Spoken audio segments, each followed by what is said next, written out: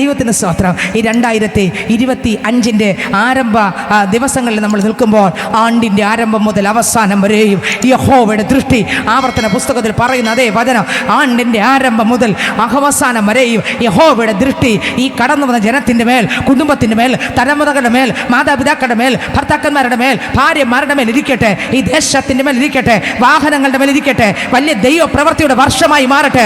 ഇതുവരെ കണ്ടിട്ടില്ലാത്ത ദൈവിക പ്രവൃത്തിയുടെ പുതുവർഷമായി, കെട്ടുകളെ പൊട്ടുന്ന ബന്ധനങ്ങൾ അഴിയുന്ന പുതുവർഷമായി മാറട്ടെ. കണ്ണുനീരോടെ വിതച്ചതല്ല, ആർപ്പോടെ കൊയ്യുന്ന ഒരു വർഷമായി. കണ്ണുനീരോടെ കഴിഞ്ഞ നാളുകൾ വിതച്ചു, പക്ഷേ ഇതുവരെ മറുപടി കിട്ടാത്ത സകല വിഷയങ്ങൾക്ക് മറുപടിയുടെ വർഷമായി.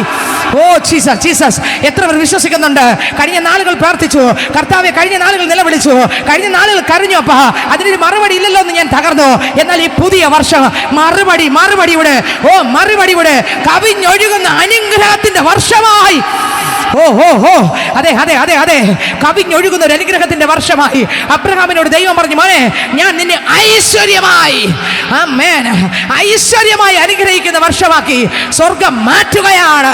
വ്യത്യസ്തമായ നീറുന്ന വിഷയത്തോടെ ഇതിനകത്ത് കടന്നു വന്ന മക്കള് ഇന്ന് രാത്രി തൊടുകയാണ്.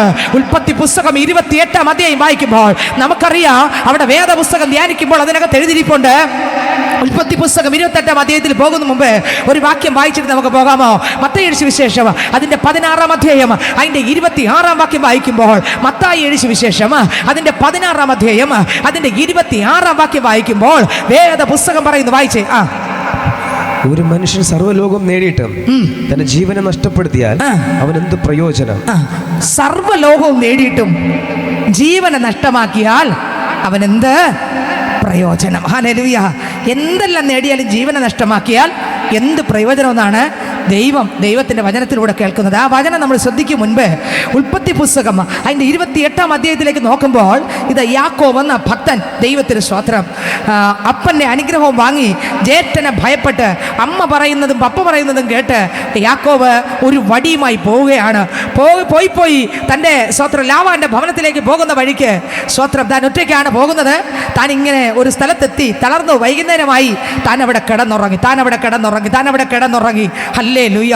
പലവട്ടവും കിടന്നുറങ്ങിയിട്ടുണ്ട്. എന്നാൽ അന്നത്തെ കിടപ്പ് ഒരു വ്യത്യസ്തമായിരുന്നു. ഇന്ന് രാത്രി ഒരു വിടുതലിന്റെ രാത്രിയാണ്. ഇന്ന് രാത്രി ഒരു അത്ഭുതത്തിന്റെ രാത്രിയാണ്. ഇന്ന് രാത്രി ദൈവ പ്രവൃത്തിയുടെ രാത്രിയാണ്. ഹല്ലേലൂയ. യാക്കോബ് ഒരു കല്ലെടുത്ത് തലയണയായി വെച്ച്, ദൈവത്തിന് സ്തോത്രം, എവിടെയോ താൻ എത്തിയ സ്ഥലത്ത്, ഒരുപക്ഷെ അവിടെ ഒരു വനമായിരിക്കാം, ഒരുപക്ഷെ റോഡിന്റെ സൈഡാണ്, ഒരുപക്ഷെ ആൾക്കാർ ആരുമില്ലാത്ത ദേശമായിരിക്കാം, എനിക്കറിയത്തില്ല. പക്ഷെ ഏത് ദേശമായാലും എങ്ങനെയുള്ള സ്ഥലമായാലും, ലൂസ് എന്ന് പറഞ്ഞ സ്ഥലത്ത് താൻ ഒരു കല്ലെടുത്ത് തലയണയെ വെച്ച് കിടക്കുമ്പോൾ സ്വർഗം അവൻ്റെ കണ്ണിൻ്റെ മുമ്പിൽ തുറന്നു.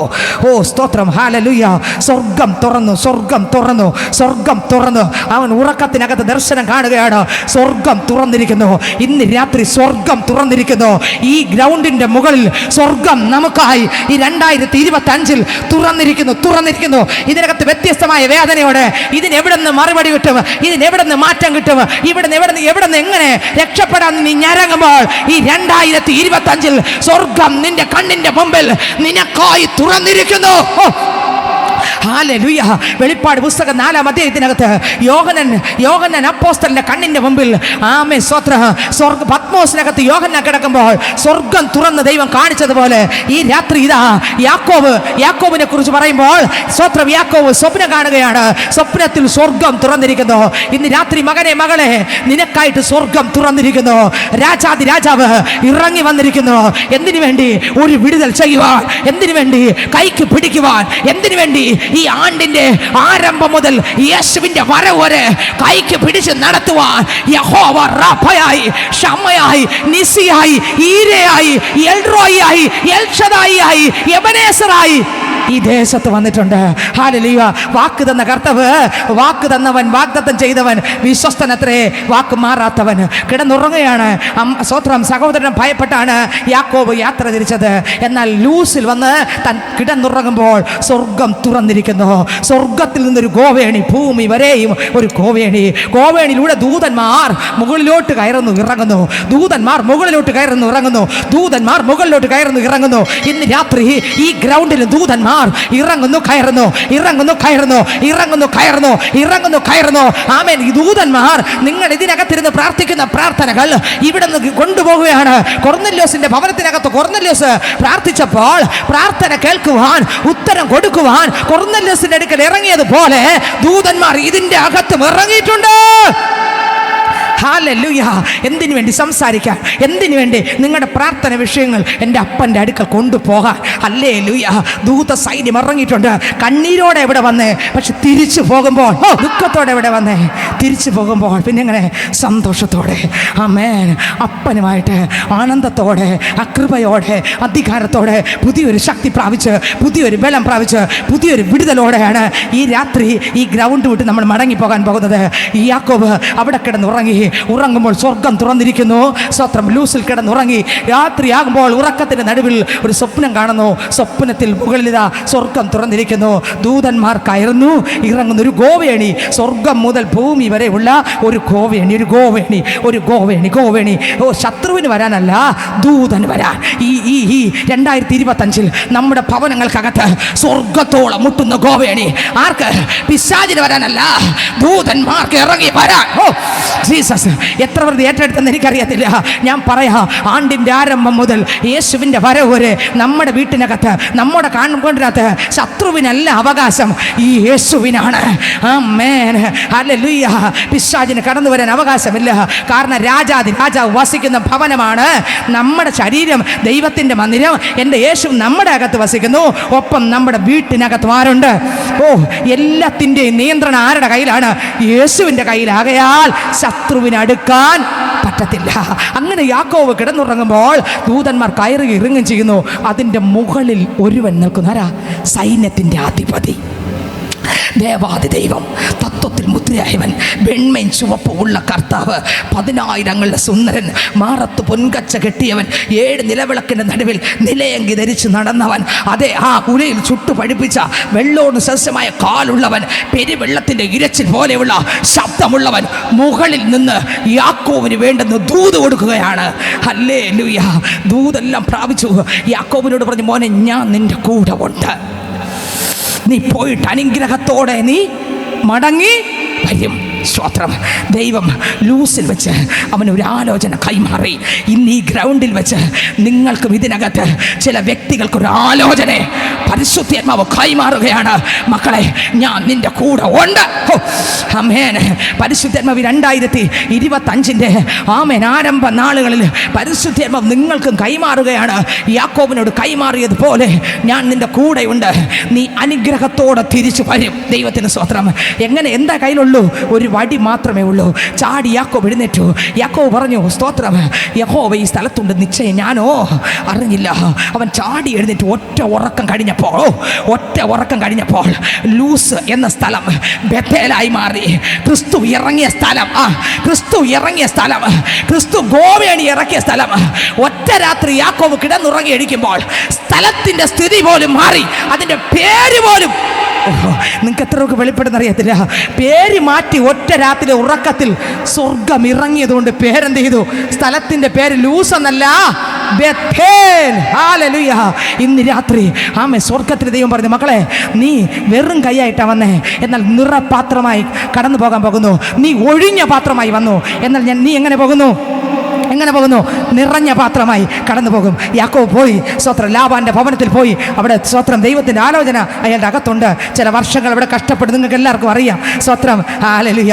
എന്നാൽ കർത്താവിനെ നോക്കി ഇറങ്ങിത്തിരിച്ച യാക്കോബ് ഒരു വടിയോടെ പോയി തിരിച്ചു വന്നപ്പോൾ 2 കൂട്ടമായി തിരിച്ചു വന്നു. ഹല്ലേലൂയ.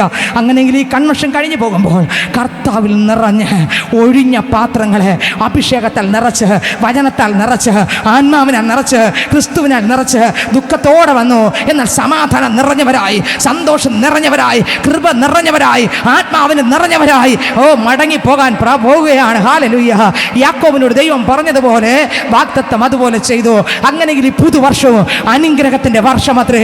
വീണ്ടും നമ്മൾ ധ്യാനിക്കുമ്പോൾ ഉൽപ്പത്തി ഉൽപ്പത്തി പുസ്തകത്തിലേക്ക് വരുമ്പോൾ 11-ാം അധ്യായം അവസാനം മുതൽ 12-ാം അധ്യായം ആരംഭം മുതൽ അങ്ങോട്ട് വായിച്ചു പോകുമ്പോൾ അബ്രഹാമിനെ ദൈവം വിളിച്ചു വേർതിരിക്കുകയാണ്.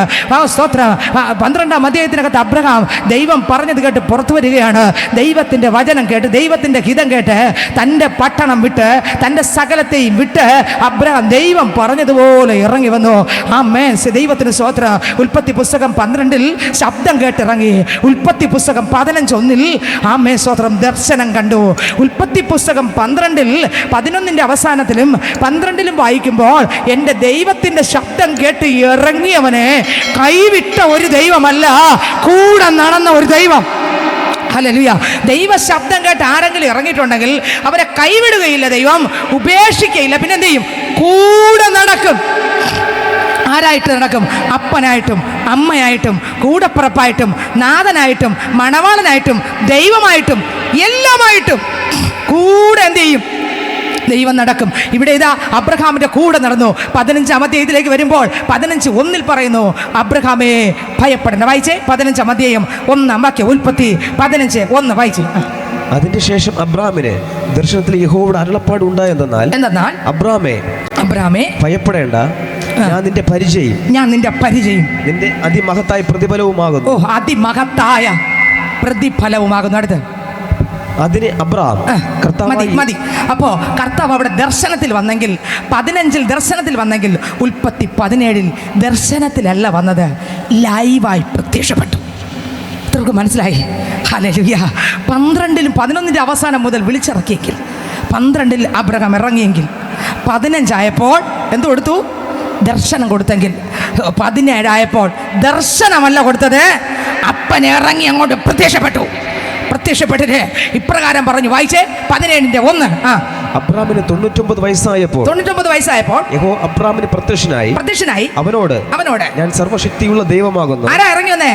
സർവശക്തിയുള്ള ദൈവം ഇറങ്ങി വന്നു. ഇന്ന് രാത്രിയും സർവശക്തിയുള്ള ദൈവം ഈ ദേശത്ത് വന്നിട്ടുണ്ട്. ഈ ശബ്ദ പരിധിക്കുള്ളിൽ സർവശക്തനായ ദൈവം വന്നിട്ടുണ്ട്. ഈ ഗ്രൗണ്ടിൽ എല്ലാം ചെയ്യാൻ കഴിവുള്ള സർവശക്തിമാനാകുന്ന യേശു ക്രിസ്തു വന്നിട്ടുണ്ട്. ആ ദൈവം വിടുവിക്കാൻ മതിയായവൻ, അബ്രഹാമിന്റെ അടുക്കൽ ഇറങ്ങി വന്ന ദൈവം ഇന്ന് ഈ ദേശത്തും വന്നിട്ടുണ്ട്. ഹല്ലേലൂയ. അടുത്ത വാക്യം കൂടെ വായിച്ചേ. നീ എന്റെ മുമ്പാകെ നടന്ന് നിഷ്കളങ്കനായിരിക്കുക, എനിക്കും നിനക്കും മധ്യേ ഞാൻ എന്റെ നിയമം സ്ഥാപിക്കും. മതി. എന്റെ കർത്താവ് പറഞ്ഞു പ്രത്യക്ഷപ്പെട്ടു അല്ലേ? ആദ്യം വിളിച്ചു വേർതിരിക്ക് വിളി കേട്ടിറങ്ങിയെങ്കിൽ, രണ്ടാമത് ദർശനത്തിൽ വെളിപ്പെട്ടു. രണ്ടാമത് ദർശനം കൊടുത്തെങ്കിൽ, മൂന്നാമത് ദർശനമല്ല, ലൈവായി പ്രത്യക്ഷപ്പെട്ടിട്ട് പറഞ്ഞു, മോനെ നീ എൻ്റെ മുൻപാകെ എങ്ങനെ നടക്കണം? നിഷ്കളങ്കനായി നടക്കണം. ഈ ആണ്ടിൻ്റെ ആരംഭം മുതൽ നിഷ്കളങ്കതയോടെ നടക്കാൻ പരിശുദ്ധാത്മാവ് നമ്മുടെ മേലെല്ലാം അഭിഷേകം ഇറക്കട്ടെ. ഹല്ലേലൂയ. എങ്ങനെ നടക്കാൻ? ദൈവത്തിൻ്റെ മുമ്പ് എങ്ങനെ നടക്കാൻ? നിഷ്കളങ്കതയോടെ, നേരോടെ, കൃപയോടെ, ക്രിസ്തുവിനെ വെളിപ്പെടുത്തുന്നവരായി ഈ പുതുവർഷം നടക്കുവാൻ പരിശുദ്ധാത്മാവ് ഇതിനകത്തിരിക്കുന്ന സകല മക്കളെയും, ഈ ദേശത്തിലെ സകല മക്കളെയും ദൈവം ഒരുക്കട്ടെ. അങ്ങനെയെങ്കിൽ 12-ൽ വിളി കേട്ടിറങ്ങി, 15-ൽ ദർശനം കൊടുത്തു, 17-ൽ ദൈവം ലൈവായി ഇറങ്ങിയെങ്കിൽ, സ്തോത്രം, 18:1 എൻ്റെ ദൈവം മാത്രമല്ല, ദൈവത്തോടു കൂടെ 2 ദൂതന്മാരും ചേർത്ത്, ദൈവവും ചേർത്ത് 3 പേരും 3 മനുഷ്യന്റെ രൂപത്തിൽ, ഹല്ലേലൂയ, 3 പേരും അബ്രഹാമിന്റെ മുൻപിൽ നടന്നു വന്നു. എങ്ങനെ നടന്നു വന്നു? ദൈവത്തിന് സ്തോത്രം. കണ്ട ഉടനെ അബ്രഹാം ഓടിച്ചെന്ന് സ്തോത്രം അവരെ എതിരേറ്റു. തീർന്നില്ല.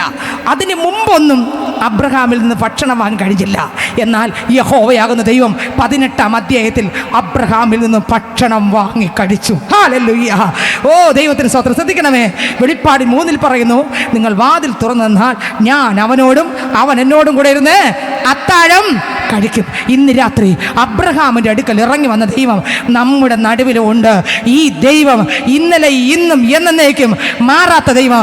ഈ 2025-ൽ എൻ്റെ അപ്പൻ്റെ കൂടെ നടക്കാൻ, അപ്പനിൽ വസിക്കുവാൻ, ആത്മാവിൽ ജ്വലിച്ച്, വചനത്തിൽ വേരൂന്നി, വിശ്വാസത്തിൽ നിലനിന്ന്, ഇരട്ടി ബലത്തോടെ, ഇരട്ടി ശക്തിയോടെ, ഇരട്ടി കൃപയോടെ, ഇരട്ടി അധികാരത്തോടെ ക്രിസ്തുവിനെ വെളിപ്പെടുത്തുന്നവരായി പുറത്തു വരുവാൻ പരിശുദ്ധാത്മാവ് നമ്മെ ഓരോരുത്തരെ സഹായിക്കട്ടെ, ഓരോരുത്തരെ വിടുവിക്കട്ടെ.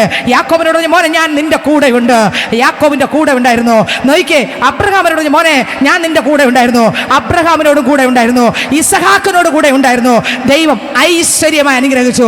ഈ പുതുവർഷം കടന്നു വന്ന ജനത്തെ ദൈവം ഐശ്വര്യമായി അനുഗ്രഹിക്കും. ഉറപ്പാ, ഇതിന് ഏതൊരു മാറ്റവുമില്ല.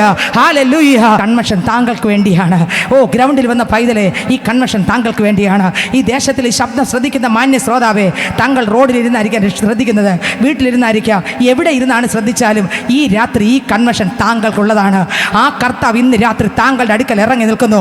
മത്തായി എഴുതിയ വിശേഷം 16-ാം അധ്യായം അതിൻ്റെ 16-ാം അധ്യായം അതിൻ്റെ 26-ാം വാക്യം വായിക്കുമ്പോൾ ഒന്നുകൂടെ വായിച്ചാട്ടെ. മത്തായി എഴുതിയ വിശേഷം അതിൻ്റെ 16-ാം അധ്യായം അതിൻ്റെ 26-ാം വാക്യം വായിച്ചേ.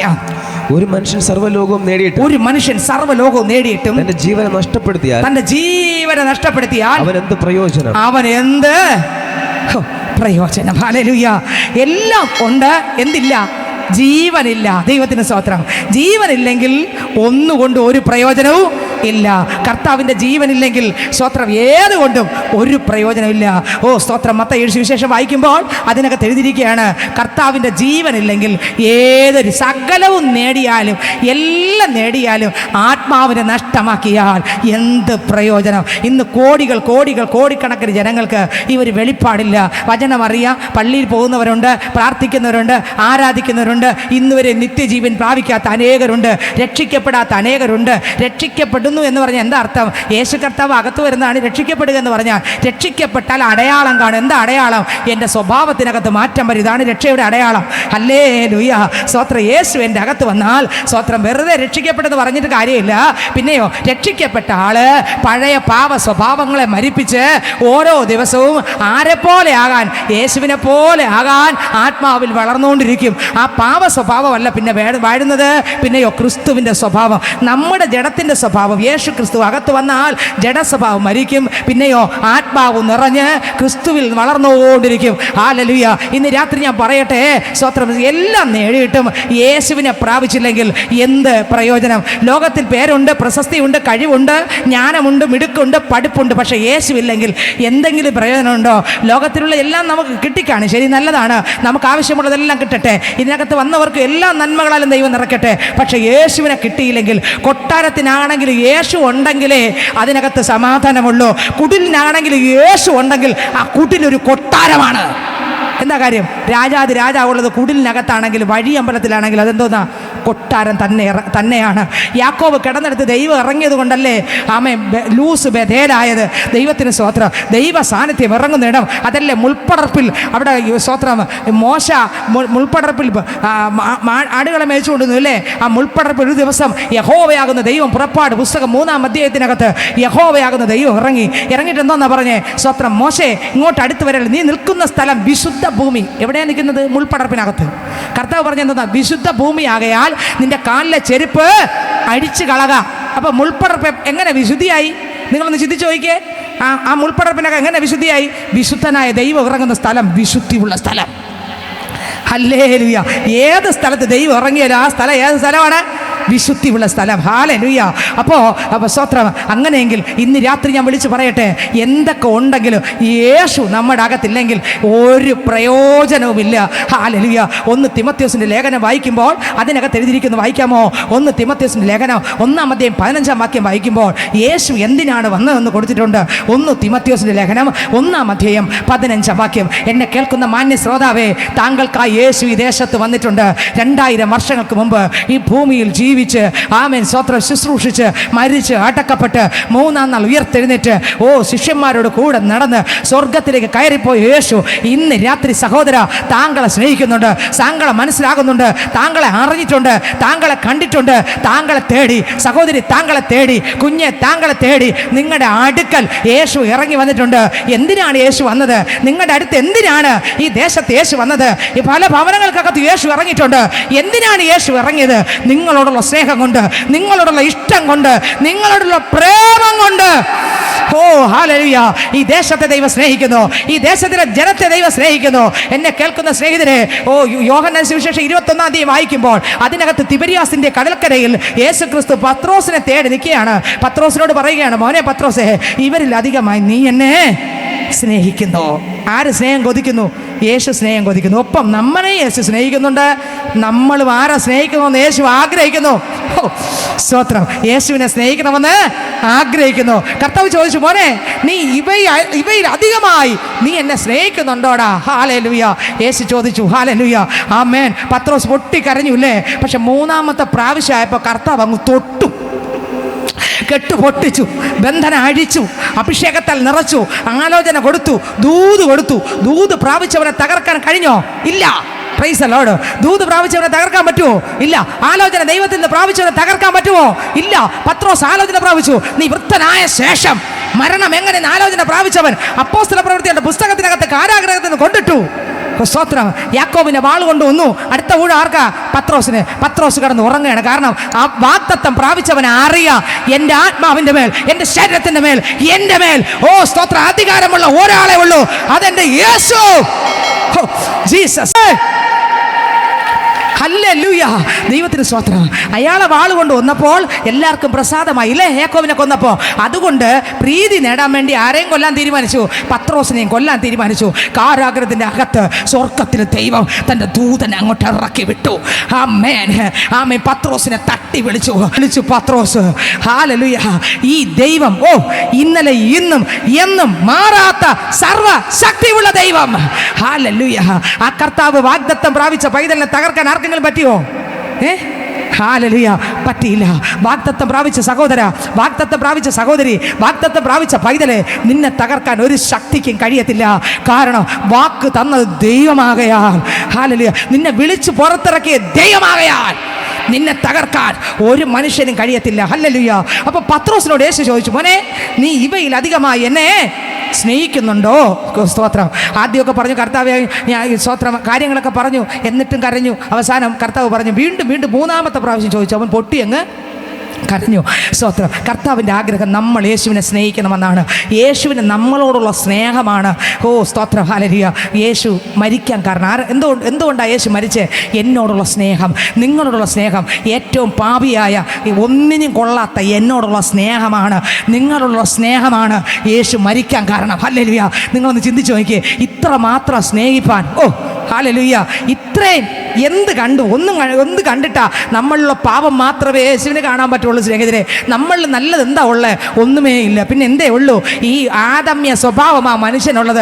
എന്നാൽ ആദമ്യ സ്വഭാവത്തിൽ കിടന്ന എന്നെയും നിങ്ങളെയും ചങ്കിലെ ചോര കൊണ്ട് രക്ഷിക്കാൻ യേശു ക്രിസ്തു ഭാവികളെ രക്ഷിപ്പാൻ ഒന്നാമത് പ്രത്യക്ഷപ്പെട്ടുവെന്ന് തിമത്യോസിന്റെ ലേഖനം വായിക്കുമ്പോൾ വായിച്ചേ. 1 തിമത്യോസ് 1-ാം അധ്യായം 15 വചനം. യേശു ക്രിസ്തു എന്തിനാണ് സ്വത്രം എൻ്റെ അടുത്ത് വന്നത്? വായിച്ചേ. ക്രിസ്തുയേശു പാപികളെ രക്ഷിപ്പാൻ ലോകത്തിൽ വന്നു എന്നുള്ളത് വിശ്വാസ്യവും എല്ലാവരും അംഗീകരിപ്പാൻ യോഗ്യവുമായ വചനം തന്നെ. 1 യോഹന്നാൻ 4-ാം അധ്യായം 9-10 വാക്യം വായിക്കുമ്പോൾ വേദപുസ്തകം പറയുന്നു. 1 യോഹന്നാൻ വേദപുസ്തകമുള്ള എല്ലാവരും തുറന്ന് അത് വചനം ഉണ്ടോ വാക്യം അതങ്ങനെ തന്നെ ഒന്ന് നോക്കിയേ. നമ്മെ സ്നേഹിക്കുന്ന യേശു ഇന്ന് രാത്രി പറയുന്നു, മക്കളെ ആമേ, യേശു വന്നത് എന്തിനാ? പാപികളെ രക്ഷിപ്പാൻ. യേശു വന്നത് എന്തിനാ? പാപികളെ രക്ഷിപ്പാൻ. ആ പാപികളിൽ പ്രധാനിയായ എന്നെ നിങ്ങളെ രക്ഷിക്കാനാണ് യേശു ഇവിടെ വന്നേ. ഇന്ന് രക്ഷിക്കപ്പെട്ട പൈതലെ, ഞാൻ നിങ്ങൾ ഇവിടെ ഇരിക്കാൻ കാരണം എന്താ? യേശു എന്നെ സ്നേഹിച്ചുകൊണ്ടാ, നിങ്ങളെ സ്നേഹിച്ചത് കൊണ്ടാ, അതുകൊണ്ടാണ് ഇവിടെ ഇരിക്കുന്നത്. ഈ ശബ്ദം കേൾക്കുന്ന മാന്യ ശ്രോതാവേ, താങ്കൾ ഇതുവരെ യേശുവിനെ കണ്ടുമുട്ടിയില്ലെങ്കിൽ, ഈ ഗ്രൗണ്ടിൽ ഇരിക്കുന്ന പൈതലെ ഇതുവരെ താങ്കൾ രക്ഷിക്കപ്പെട്ടില്ലെങ്കിൽ, ഈ ശബ്ദ പരിധിക്കുള്ളിൽ ഈ ശബ്ദം കേൾക്കുന്ന മാന്യ ശ്രോതാവേ, താങ്കൾ രക്ഷിക്കപ്പെട്ടില്ലെങ്കിൽ താങ്കളുടെ അടുക്കൽ ഒരുവൻ നിൽപ്പുണ്ട്. അത് യേശു ക്രിസ്തു അത്രേ. എന്തുകൊണ്ട് താങ്കളുടെ അടുക്കൽ നിൽക്കുന്നു? നിങ്ങളോടുള്ള ഇഷ്ടം നിമിത്തം. ഹല്ലേലൂയ. വായിച്ചേ. 1 യോഹന്നാൻ 4-ാം അധ്യായം 9-10 വാക്യം വായിച്ചേ. ദൈവം തന്റെ ഏകജാതന പുത്രനെ നാം അവനാൽ ജീവിക്കേണ്ടതിന് ലോകത്തിലേക്ക് അയച്ചു എന്നുള്ളതിനാൽ ദൈവത്തിന് നമ്മോടുള്ള സ്നേഹം പ്രത്യക്ഷമായി. ദൈവത്തിന് നമ്മളോടുള്ള സ്നേഹം പ്രത്യക്ഷമായി. അടുത്ത, നാം ദൈവത്തെ സ്നേഹിച്ചതല്ല. നാം ദൈവത്തെ സ്നേഹിച്ചതാണോ? ആരാണ് നമുക്ക് വേണ്ടി ആദ്യം പ്രാർത്ഥിച്ചത്? പപ്പയാണോ, അമ്മയാണോ, സഭയിലുള്ള പാസ്റ്ററാണോ? ആരാ പ്രാർത്ഥിച്ചേ? ബന്ധുക്കളാണോ, നാട്ടുകാരാണോ? ആരാ പ്രാർത്ഥിച്ചത് നമുക്ക് വേണ്ടി? നമ്മൾ പറയും, നമ്മൾ അപ്പച്ചൻ എന്ന് പറയും അല്ലേ, എൻ്റെ അമ്മമ്മ എന്ന് പറയും അല്ലേ, അങ്ങനെയല്ലേ പറയുന്നത്? ആരാ പ്രാർത്ഥിച്ചേ? യേശുവാ പ്രാർത്ഥിച്ചേ. യോഹന്നാൻ 17-ാം അധ്യായത്തിനകത്തുണ്ട്, നമ്മുടെ പേരതിനകത്തുണ്ട്. നമുക്ക് വേണ്ടി പ്രാർത്ഥിച്ച ആരാ? യേശു. ആദ്യം ആരാ പ്രാർത്ഥിച്ചേ നമുക്ക് വേണ്ടി? ആമേൻ. സ്തോത്രം. ആരാ പ്രാർത്ഥിച്ചേ? യേശു ക്രിസ്തു. ആ യേശു നമ്മുടെ അടുക്കൽ വരാൻ കാരണം നമ്മൾ അങ്ങോട്ട് സ്നേഹിച്ചതുകൊണ്ടല്ല, പിന്നെ നമ്മൾ കൊടും ഭാവിയായിരുന്നു അല്ലേ? കയ്യിലെടുക്കാൻ കൊള്ളത്തില്ലായിരുന്നു. ഒന്ന് ചിന്തിച്ച് നോക്കിയേ. കണ്ണ് ശരിയല്ല, കാല് ശരിയല്ല, ഹൃദയം ശരിയല്ല, ചിന്ത ശരിയല്ല, വിചാരം ശരിയല്ല, ഒന്നും ശരിയല്ല. ലോക സ്ഥാപനത്തിന് മുമ്പേ എന്നെ നിങ്ങളെ ആര് കണ്ടു? ലോകമുണ്ടാകും മുൻപേ, ആദമിനെ സൃഷ്ടിക്കും മുമ്പേ, സ്വത്രം ആകാശവും ഭൂമിയും സൃഷ്ടിക്കും മുമ്പേ എന്നെ നിങ്ങളെ കണ്ട ഒരു കണ്ണുണ്ടെങ്കിൽ ഞാൻ പറയാം, ഞാൻ പ്രസവിക്കുന്ന യേശുവിൻ്റെ കണ്ണാണ്. ഓ ഹല്ലേലൂയ. നമ്മളിവിടെ ഇരിക്കാൻ കാരണം വെറുതെ അല്ല. സ്വത്രം ലോകമുണ്ടാകും മുമ്പേ, ആദമിനെ സൃഷ്ടിക്കും മുമ്പേ എൻ്റെ ദൈവം നമ്മുടെ ലോക സ്ഥാപനത്തിന് മുമ്പേ, എഫേസ്യർ ലേഖനത്തിനകത്തുണ്ട്, ലോക സ്ഥാപനത്തിന് മുമ്പേ നമ്മെ യേശു ക്രിസ്തുവിൽ പിതാവ് എന്ത് ചെയ്തു? തെരഞ്ഞെടുത്തു അല്ലേ? അപ്പോൾ നമ്മൾ ആരിലിരിക്കുക? അപ്പോഴും മുതലേ ഈ ഭൂമിയിൽ അമ്മയുടെ ഉദരത്തിൽ ജനിച്ചില്ല. അതിനുമുമ്പേ ആരിലിരിക്കുക? എപ്പം? ആദമിന് മുമ്പേ, ആകാശവും ഭൂമിയും സൃഷ്ടിക്കും മുമ്പേ ഞാൻ നിങ്ങൾ ആരിലുണ്ടായിരുന്നു? യേശു അപ്പനിൽ ഉണ്ടായിരുന്നു. യേശു 2000 വർഷങ്ങൾക്ക് മുമ്പ് മറിയയുടെ ഉദരത്തിൽ ഉരുവാകുമ്പോൾ ആര് കൂടെ ഉണ്ടായിരുന്നു? നമ്മളും കൂടെ. ശ്രദ്ധിക്കുന്നുണ്ട്, വചനത്തിൽ തെളിവുണ്ട്. സ്തോത്രം, നമ്മളും കൂടെ ഉണ്ടായിരുന്നു. യേശു സ്തോത്രം ഈ ഭൂമിയിൽ ശുശ്രൂഷിച്ചപ്പോൾ, സ്നാനപ്പെട്ടപ്പോൾ ആരും കൂടെ ഉണ്ടായിരുന്നു? യേശു വെള്ളത്തിനകത്ത് സ്നാനപ്പെട്ടപ്പോൾ യേശുവിൽ ആരുണ്ടായിരുന്നു? നമ്മളും കൂടെ ഉണ്ടായിരുന്നു. യേശു ക്രിസ്തു അടിയേറ്റപ്പോൾ ആ യേശു ക്രിസ്തുവിൽ ലോക സ്ഥാപനത്തിന് മുമ്പേ ആരെല്ലാം കണ്ടിട്ടുണ്ടോ അവരെല്ലാം ആരിലുണ്ടായിരുന്നു? യേശുവിൽ. യേശു മരിച്ചപ്പോൾ ആ ക്രൂശിൽ ആരെല്ലാം ഉണ്ടായിരുന്നു? നമ്മളെല്ലാവരും യേശുവിനെ കണ്ടുമുട്ടി ആ കർത്താവിൻ്റെ രാജ്യത്തിൽ പോകുന്ന സകല മക്കളും എവിടെ ഉണ്ടായിരുന്നു? ഇനി രക്ഷിക്കപ്പെടാനുള്ളവരും കൂടെ എവിടെ ഉണ്ട്? ആ ക്രൂശിൽ. നിങ്ങൾക്ക് എത്ര പേർക്ക് മനസ്സിലായെന്ന് അറിഞ്ഞു? കൊരിന്ത്യർക്ക് ലേഖനം 5-ാം അധ്യായം 14-ാം വാക്യം വായിക്കുമ്പോൾ ക്രിസ്തുവിൻ്റെ സ്നേഹം ഞങ്ങളെ നിർബന്ധിക്കുന്നു, ഞങ്ങൾക്ക് വേണ്ടി ഒരുവൻ മരിച്ചിരിക്കെ സകലരും മരിച്ചു എന്നും വായിച്ചേ. 5:14 പെട്ടെന്ന് വായിച്ചേ. ക്രിസ്തുവിൻ്റെ സ്നേഹം ഞങ്ങളെ നിർബന്ധിക്കുന്നു, വായിച്ചേ. ഒരുവൻ ഞങ്ങൾക്ക് വേണ്ടി മരിച്ചിരിക്കെ നിങ്ങൾ സകലരും മരിച്ചു എന്ന് സംശയം വരാതിരിക്കാൻ വേണ്ടിയാണ് ആ വാക്യം ടക്കൻ എടുത്തത്. സ്നേഹം ഞങ്ങളെ നിർബന്ധിക്കുന്നു, എല്ലാവർക്കും വേണ്ടി ഒരുവൻ മരിച്ചിരിക്കെ എല്ലാവരും മരിച്ചു എന്നും. കണ്ടോ, എല്ലാവർക്കും വേണ്ടി ആര് മരിച്ചു? അപ്പോൾ മരിച്ചപ്പോൾ ആരുണ്ടായിരുന്നു? നമ്മളെല്ലാം എവിടെ ഉണ്ടായിരുന്നു? യേശുവിലുണ്ടായിരുന്നു. മരിച്ചിരിക്കെ അടുത്ത് ഒന്നുകൂടെ വാക്യം വായിച്ചേ. ക്രിസ്തുവിന്റെ സ്നേഹം ഞങ്ങളെ നിർബന്ധിക്കുന്നു, എല്ലാവർക്കും വേണ്ടി ഒരുവൻ മരിച്ചിരിക്കെ എല്ലാവരും മരിച്ചു എന്നും ജീവിക്കുന്നവർ ഇനി തങ്ങൾക്കായിട്ടല്ല തങ്ങൾക്ക് വേണ്ടി മരിച്ച് ഉയർത്തവനായിട്ട് തന്നെ ജീവിക്കേണ്ടതിനെ അവൻ എല്ലാവർക്കും വേണ്ടി മരിച്ചു എന്നും ഞങ്ങൾ നിർണയിച്ചിരിക്കുന്നു. കണ്ടോ, അപ്പോൾ മരിച്ചപ്പോൾ നമ്മളെല്ലാം ആരിലുണ്ടായിരുന്നു? അമ്മയുടെ ഉദരത്തിൽ ജനിച്ചില്ല. അതിനു മുമ്പേ നമ്മൾ ആരിലുണ്ടായിരുന്നു? പക്ഷെ സമയമായപ്പോൾ നമ്മൾ ഓരോരുത്തരും ഏതാണോ അമ്മയുടെ ഉദരത്തിൽ ആരുരുവാക്കി? സ്വത്രം, ഹല്ലേലൂയ. നിങ്ങൾക്ക് മനസ്സിലായോ? ഉരുവാക്കിയില്ലേ? ഉരുവാക്കിയിട്ട് അന്ന് മുതൽ ജനിച്ചത് മുതൽ പാപിയാ. ജനിച്ചത് മുതൽ ആരാ? പാപത്തിൽ എൻ്റെ അമ്മേനെ ഗർഭം ധരിച്ചു, അന്തർഭാഗത്തിൽ സത്യമല്ല അങ്ങ് ഇച്ഛിക്കുന്നത്. സങ്കീർത്തനം 51 പറയുന്നില്ലേ? പാപത്തിലാണ് നമ്മൾ എന്ത് ചെയ്ത് ജനിച്ചതല്ലേ? ജനിച്ച് പുറത്തു വന്നു. അന്ന് മുതലേ എന്തുണ്ട്? പാപമുണ്ട്. അന്ന് മുതലേ ആര് കൂടെ ഉണ്ട്? യേശു കൂടെ ഉണ്ട്. യേശുവിൽ നമ്മൾ എന്നാ എത്തിയേ? ലോക സ്ഥാപനത്തിന് മുമ്പേ. നിങ്ങൾക്ക് മനസ്സിലായോ? യേശുവിൻ്റെ അകത്ത് എന്നാ നമ്മൾ വന്നേ? ലോക സ്ഥാപനത്തിന് മുമ്പ്. അടുത്ത് ശ്രദ്ധിച്ചോ, യേശുവിൻ്റെ അകത്തുണ്ട്. യേശു ആരുടെ അകത്തില്ലായിരുന്നു? എൻ്റെ അകത്തില്ലായിരുന്നു. എൻ്റെ അകത്ത് വന്ന സമയം ഞാൻ പറയാം. സ്വത്രം, നിങ്ങളുടെ അകത്ത് വന്ന സമയം ഞാൻ പറഞ്ഞുതരാം. ശ്രദ്ധിച്ചേ, ലോകസ്ഥാപനത്തിന് മുമ്പ് യേശുവിൽ ഞാനുണ്ടായിരുന്നു. ആ ക്രൂശിൽ മരിച്ചപ്പോൾ ഞാനിവിടെ ജനിച്ചില്ല. അപ്പോഴും ഞാൻ ആരിലുണ്ടായിരുന്നു? യേശുവിലുണ്ടായിരുന്നു. യേശു മരിച്ചപ്പോൾ ഞാൻ ഉണ്ടായിരുന്നു. യേശു സ്വന്തമായിട്ട് ഉയർത്തെഴുന്നേറ്റതാണോ പിതാവ് ഉയർപ്പിച്ചതാണോ? പിതാവ് ഉയർപ്പിച്ചപ്പോൾ യേശുവിനെ മാത്രമാണോ ഉയർപ്പിച്ചത്? അത് യേശുവിനോട് കൂടെ എല്ലാവരെയും ഉയർപ്പിച്ചുവോ? ബൈബിളിലുണ്ട് തെളിവ്. എല്ലാവരെയും ഉയർപ്പിച്ചുവോ? അതേ യേശു മാത്രമാണോ ഉയർത്തേ? പിന്നെ യേശുവിലുള്ള എല്ലാ എന്നെയും നിങ്ങളെയും യേശു ഉയർത്തപ്പോൾ, ഹേ മരണം എന്നിട്ട് ചെയ്യവിടെ, ഹേ മരണം നിന്റെ വിഷമുള്ളവിടെ, മരണത്തിൻ്റെ അധികാരിയെ പിശാചിനെ മരണത്താൽ തോൽപ്പിച്ച്, സ്വത്രം റോമക്കാരുടെ ഇമ്പീരിയൽ മുദ്രകളെ പൊട്ടിച്ച് സ്വത്രം പുറത്തു വന്നപ്പോൾ, ആ ഉയർത്തെഴുന്നേറ്റപ്പോൾ, ആ ഉയർത്തെഴുന്നേറ്റ യേശുവിൻ്റെ കൂടെ ഞാനും, നിങ്ങൾ വിശ്വസിക്കുമെന്ന് എനിക്കറിയുന്നൂടാ, ഞാനും നിങ്ങളും ഉണ്ടായിരുന്നു. സ്വത്രം അതിനുശേഷമാണ് നമ്മൾ അമ്മയുടെ ഉദരത്തിൽ കർത്താവ് ആക്കി പാപത്തിൽ നമ്മൾ ജനിച്ചു, പാപത്തിൽ ജീവിച്ചു. അപ്പോൾ യേശു എവിടെ ഉണ്ടായിരുന്നു? എൻ്റെ കൂടെ നടക്കുകയായിരുന്നു. ഒരു രക്ഷയില്ലാത്ത എന്നെ, ഒരു രക്ഷയില്ല. എനിക്ക് അങ്ങോട്ട് സ്നേഹമില്ല, ആർക്കിങ്ങോട്ട് സ്നേഹം? നേരത്തെ വായിച്ച വാക്യം ഒന്നുകൂടെ വായിച്ചേ. 1 യോഹന്നാൻ ലേഖനം അതിൽ വായിച്ചേ 9, 10-ാമത്തെ വാക്യം വായിച്ചേ. നാം ദൈവത്തെ സ്നേഹിച്ചതല്ല, നമ്മൾ ദൈവത്തെ സ്നേഹിച്ചില്ല. അടുത്ത, അവൻ നമ്മെ സ്നേഹിച്ചു, ദൈവം നമ്മളെ സ്നേഹിച്ചു, തന്റെ പുത്രനെ തന്റെ പുത്രനെ നമ്മുടെ പാപങ്ങൾക്ക് പ്രായശ്ചിത്തം ആകുവാൻ നമ്മുടെ പാപങ്ങൾക്ക് പ്രായശ്ചിത്തമാകുവാൻ അയച്ചത് തന്നെ സാക്ഷാൽ സ്നേഹമാകുന്നു. കണ്ടോ, നമ്മുടെ പാപങ്ങൾക്ക് പ്രായശ്ചിത്തമാകുവാൻ അയച്ചത് സാക്ഷാൽ സ്നേഹം. റോമർക്കെഴുതിയ ലേഖനം 5-ാം അധ്യായം 6 മുതൽ 10 വരെ വായിക്കുമ്പോൾ ടക്കനെ വായിച്ച് റോമർക്കെഴുതിയ ലേഖനം 5-ാം അധ്യായം 6 മുതൽ 10 വരെ വായിച്ചേ. നാം ബലഹീനർ ആയിരിക്കുമ്പോൾ തന്നെ, നോക്കിക്കേ, ഞാൻ നേരെ നടന്നപ്പോഴല്ല, പിന്നെ ഞാൻ പാപിയായിരുന്നപ്പോൾ, നിങ്ങൾ പാപിയായിരുന്നപ്പോൾ, ബലഹീനായിരുന്നപ്പോൾ തന്നെ ക്രിസ്തു തക്ക സമയത്ത് അഭക്തർക്ക് വേണ്ടി മരിച്ചു. അഭക്തിയോടെ നടന്ന എനിക്ക് വേണ്ടി മരിച്ചു. നീതിമാന് വേണ്ടി ആരെങ്കിലും മരിക്കും ദുർലഭം. ഗുണവാന് വേണ്ടി പക്ഷേ മരിപ്പാൻ തുനിയുമായിരിക്കാം. ക്രിസ്തുവോ പാപികൾ ആയിരിക്കുമ്പോൾ തന്നെ. എപ്പോഴാ മരിച്ചത്? നമ്മളെല്ലാം തികഞ്ഞപ്പോഴാണോ? പിന്നെ പാപികളായിരിക്കുമ്പോൾ തന്നെ. പാപിയായിരുന്നെന്നെ രക്ഷിപ്പാനാ യേശു ക്രൂശിലേറി തന്റെ ജീവൻ അർപ്പിച്ചു. കരമടിച്ച്, പാപിയായിരുന്നെന്നെ രക്ഷിപ്പാനായി യേശു ക്രൂശിലേറി തന്റെ ജീവൻ അർപ്പിച്ചു. യേശു എത്ര നല്ലവൻ, യേശു എത്ര വല്ലവൻ, 10,000-അതിശ്രേഷ്ഠനവൻ. യേശു എത്ര നല്ലവൻ, യേശു എത്ര വല്ലവൻ, 10,000-അതിശ്രേഷ്ഠനവൻ. യേശുവിൻ നാമം, യേശുവിൻ നാമം. കരമടിച്ച് വിശ്വാസത്തോടെ പാടിക്കേ. ഞാനെന്ന് സ്തുതിക്കും, ഞാനെന്നും വാഴ്ത്തുമെൻ യേശുവിൻ നാമം, എനിക്കെത്ര ആനന്ദം.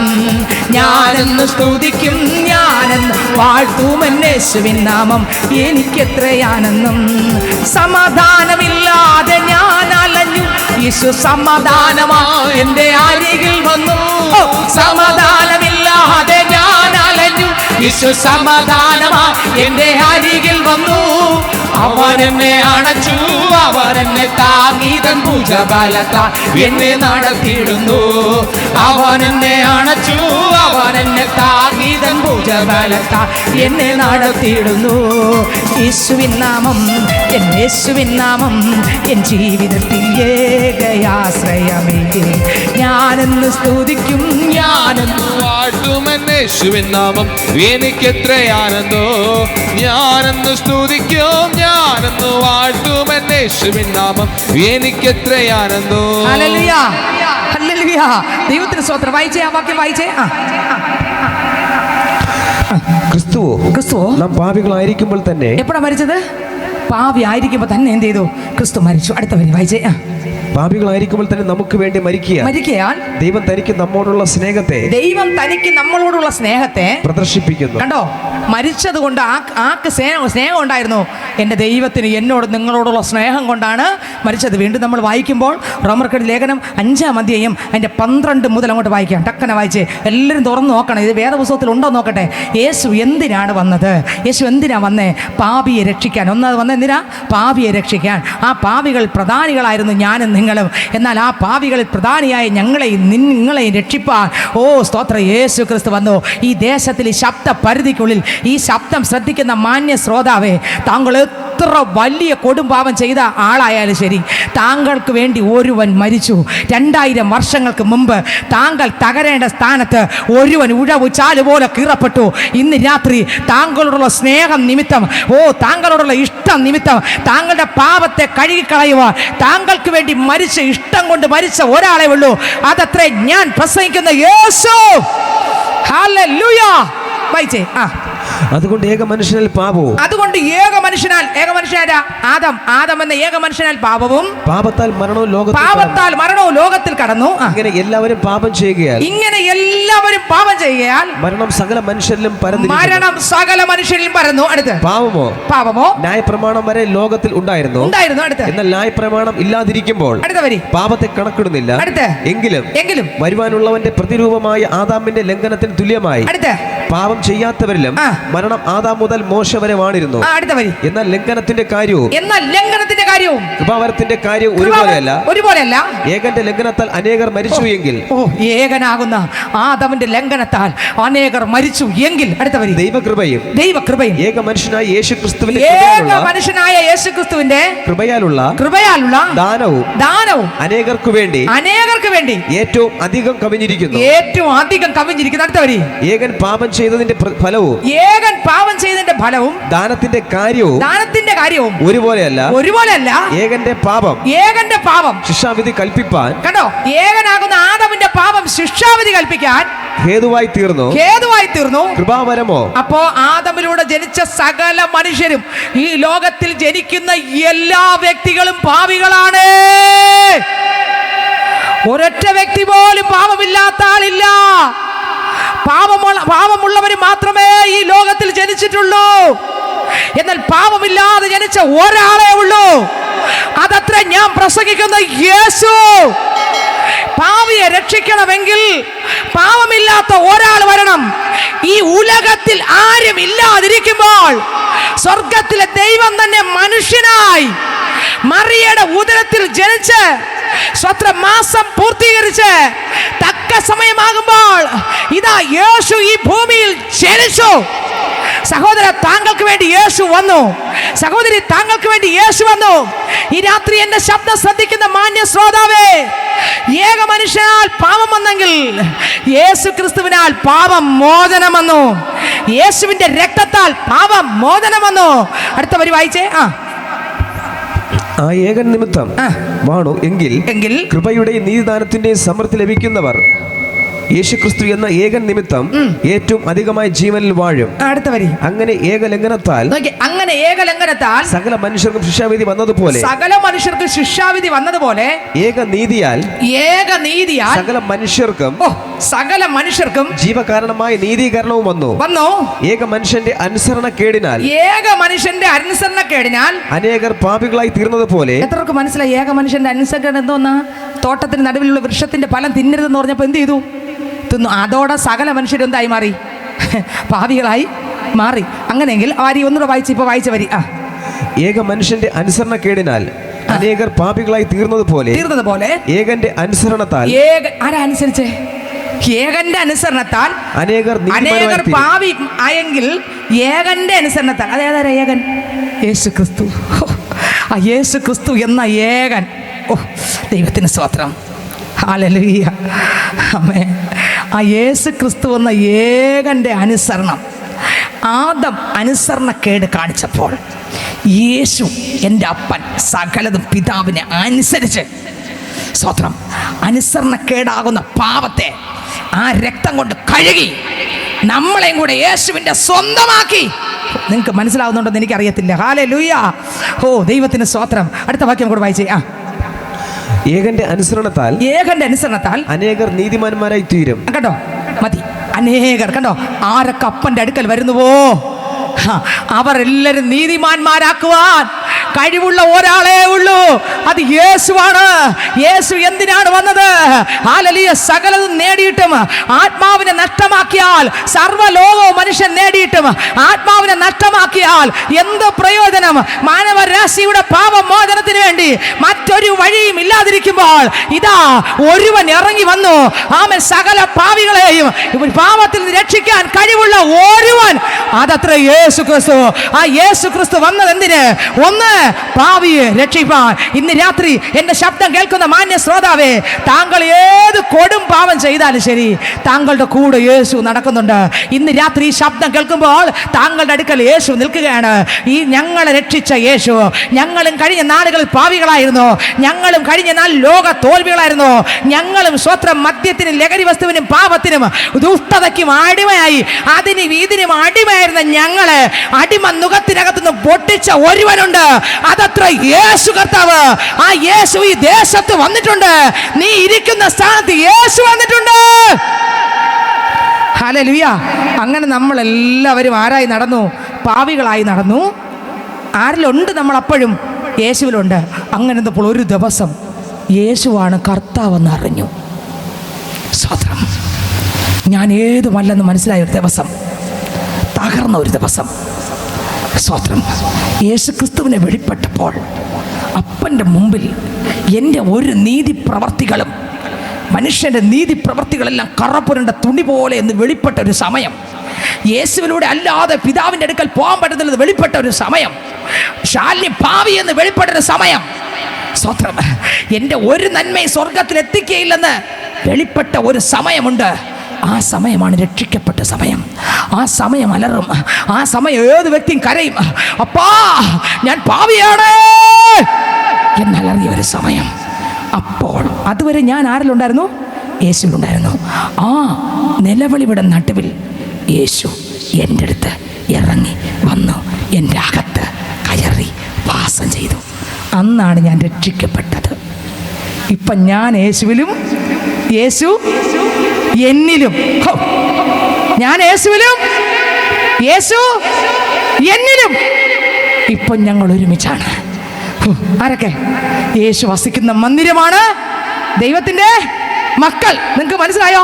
നമ്മൾ ആരാണ്? യേശു വസിക്കുന്ന ദൈവത്തിൻ്റെ മന്ദിരമെന്ന് നിങ്ങൾ അറിയുന്നില്ലയോ? ദൈവത്തിൻ്റെ മന്ദിരം നശിപ്പിക്കും, ദൈവം നശിപ്പിക്കും. ഹല്ലേലൂയ. നിങ്ങൾ ദൈവത്തിൻ്റെ മന്ദിരം, ദൈവം വസിക്കുന്ന ആലയം. അപ്പം നമ്മൾ ആരായി? ആലയമായി. അന്നാണ് നമ്മൾ എന്ത് ചെയ്തത്? രക്ഷിക്കപ്പെട്ടത്.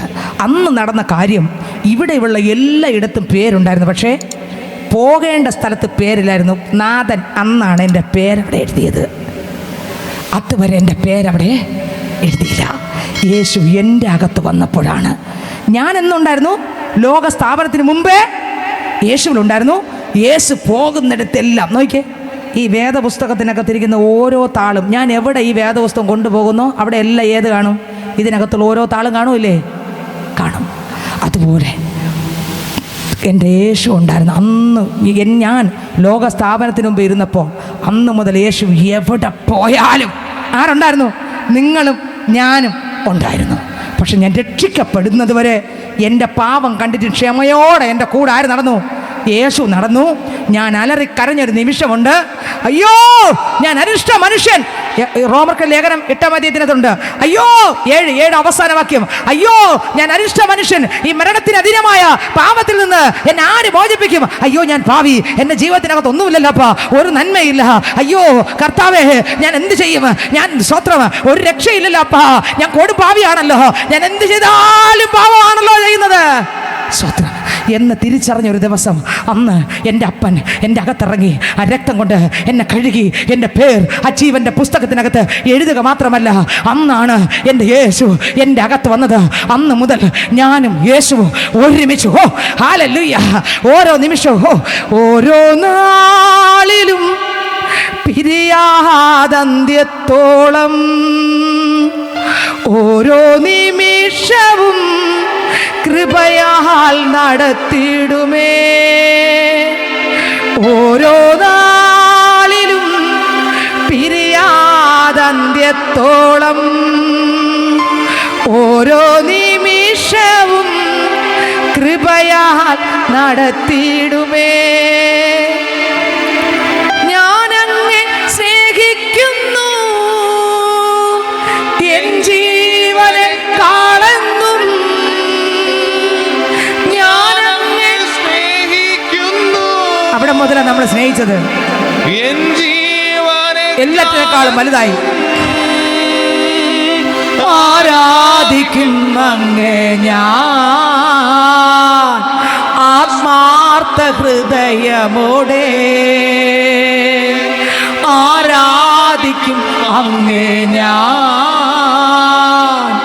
ആത്മാർത്ഥ ഹൃദയമോടെ. ഹല്ലേലൂയ. സ്വത്രം. ഞാൻ എൻ്റെ അപ്പനെ സ്നേഹിക്കാൻ തുടങ്ങിയെന്ന എൻ്റെ യേശുവിൻ്റെ അകത്ത് വന്ന ശേഷം ഞാൻ ഏതുമല്ലെന്ന് വെളിപ്പെട്ട ഒരു സമയം മുതൽ ഞാൻ യേശുവിനെ സ്നേഹിക്കാൻ തുടങ്ങി. എന്നെ സ്നേഹിച്ച ഒരു യേശു ഈ ദേശത്ത് വന്നിട്ടുണ്ട്. ഇതിനകത്ത് ഈ ഗ്രൗണ്ടിൽ രക്ഷിക്കപ്പെട്ട മക്കളെ സ്നേഹിച്ച യേശു ഈ ദേശത്ത് വന്നിട്ടുണ്ട്. മാന്യ ശ്രോതാവേ, യേശു മനുഷ്യനായി എന്തുകൊണ്ട് വന്നു? എബ്രായർ 2:14 മക്കൾ ജഡരക്തങ്ങളോട് കൂടിയവർ ആകയാൽ അവനും അവരെ പോലെ ജഡരക്തങ്ങളോട് കൂടിയവനായി. ഓ സ്വത്രം. മരണത്തിന്റെ അധികാരിയായി പിശാചിനെ തന്റെ മരണത്താൽ നീക്കി മരണ ഭയത്തിന് അടിമയായിരുന്ന സകലരെ രക്ഷിക്കുവാൻ യേശു ഒരു മനുഷ്യനായി ഇറങ്ങി വന്നു. ഹല്ലേലൂയ. യേശു ക്രിസ്തു ഇറങ്ങി വന്ന് സകല മാനവജാതിക്ക് വേണ്ടി ഇറങ്ങി വന്നു. ഇന്ന് രാത്രി എൻ്റെ ശബ്ദം കേൾക്കുന്ന മാന്യ ശ്രോതാവേ, താങ്കളുടെ അടുക്കൽ യേശുണ്ട്.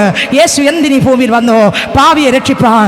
യോഹന്നാൻ സുവിശേഷം 4-ാം അധ്യായം വായിക്കുമ്പോൾ ഒരു സഹോദരിക്ക് വേണ്ടി ഇതാ സ്വത്രം, ഒരു ശമര്യക്കാര സഹോദരിക്ക് വേണ്ടി ഇതാ യേശു ക്രിസ്തു നട്ടുച്ചയ്ക്ക് കിണറ്റിന്റെ കരയിലിരിക്കുകയാണ്. ആരെ തേടി, ആരെ കണ്ട്, ആരെ നോക്കി? നട്ടുച്ച നേരത്ത് കിണറ്റിന്റെ തീരത്ത് വെള്ളത്തിനായി ഞാൻ കാത്തിരിപ്പു നാരി, ഒരു പാത്രം ദാഹജലം നീ എനിക്കു നൽകൂ. അയ്യയ്യോ നീയൊരു ഹൂതൻ, ഞാനിന്നൊരു ശമര്യായ സ്ത്രീ, ഞാൻ കോരിയ വെള്ളം തൊട്ടാൽ തീണ്ടലില്ലേ, ഞാൻ കോരിയ വെള്ളം തൊട്ടാൽ തീണ്ടലില്ലേ. ഹല്ലേലൂയ. യേശുക്രിസ്തു ഒരു സഹോദരിക്ക് വേണ്ടി, ആർക്ക് വേണ്ടി?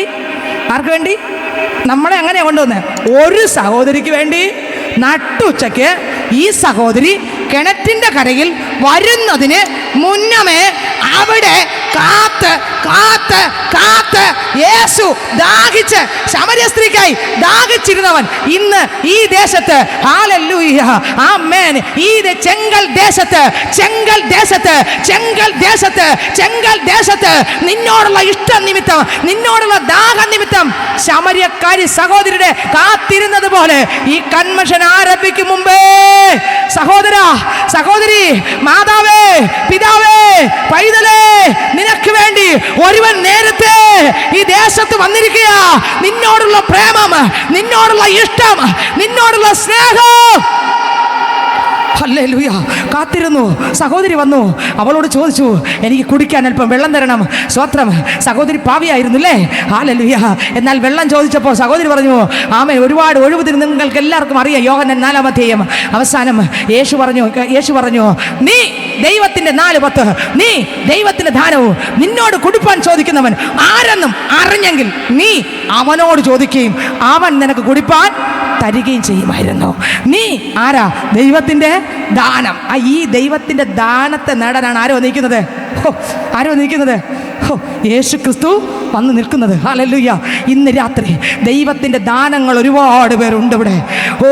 ഈ ചെങ്കൽ ദേശത്ത് ഇനിയും രക്ഷിക്കപ്പെടാത്ത, ഇനിയും മാനസാന്തരപ്പെടാത്ത, ഇനിയും കർത്താവിനെ കണ്ടുമുട്ടാത്ത, ഇനി യേശുവിനെ രക്ഷകനായി സ്വീകരിക്കാത്ത, ആത്മാവിൽ നിത്യജീവനെ പ്രാപിക്കാത്ത, സ്തോത്രം, ആത്മാവിനെ നഷ്ടമാക്കുവാൻ ഒരുപാട് പേര് ഇവിടെ ഉണ്ട്.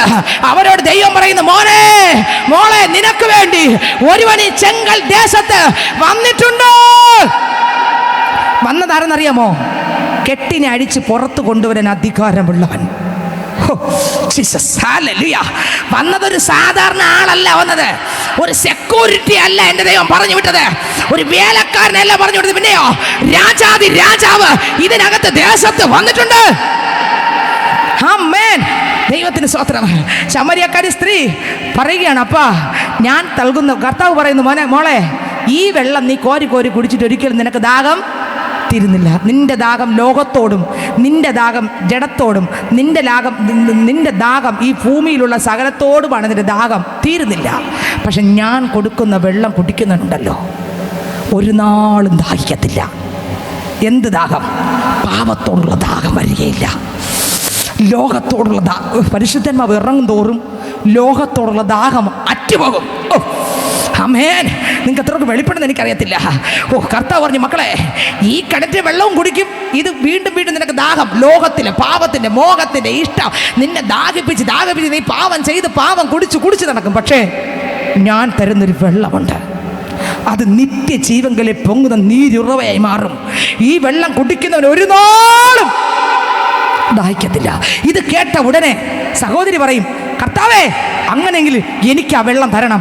യേശപ്പച്ചൻ പറയും, വീട്ടിൽ പോയി ചെന്ന് ഭർത്താവിനെ കൂട്ടിയിട്ട് വരാൻ പറയും.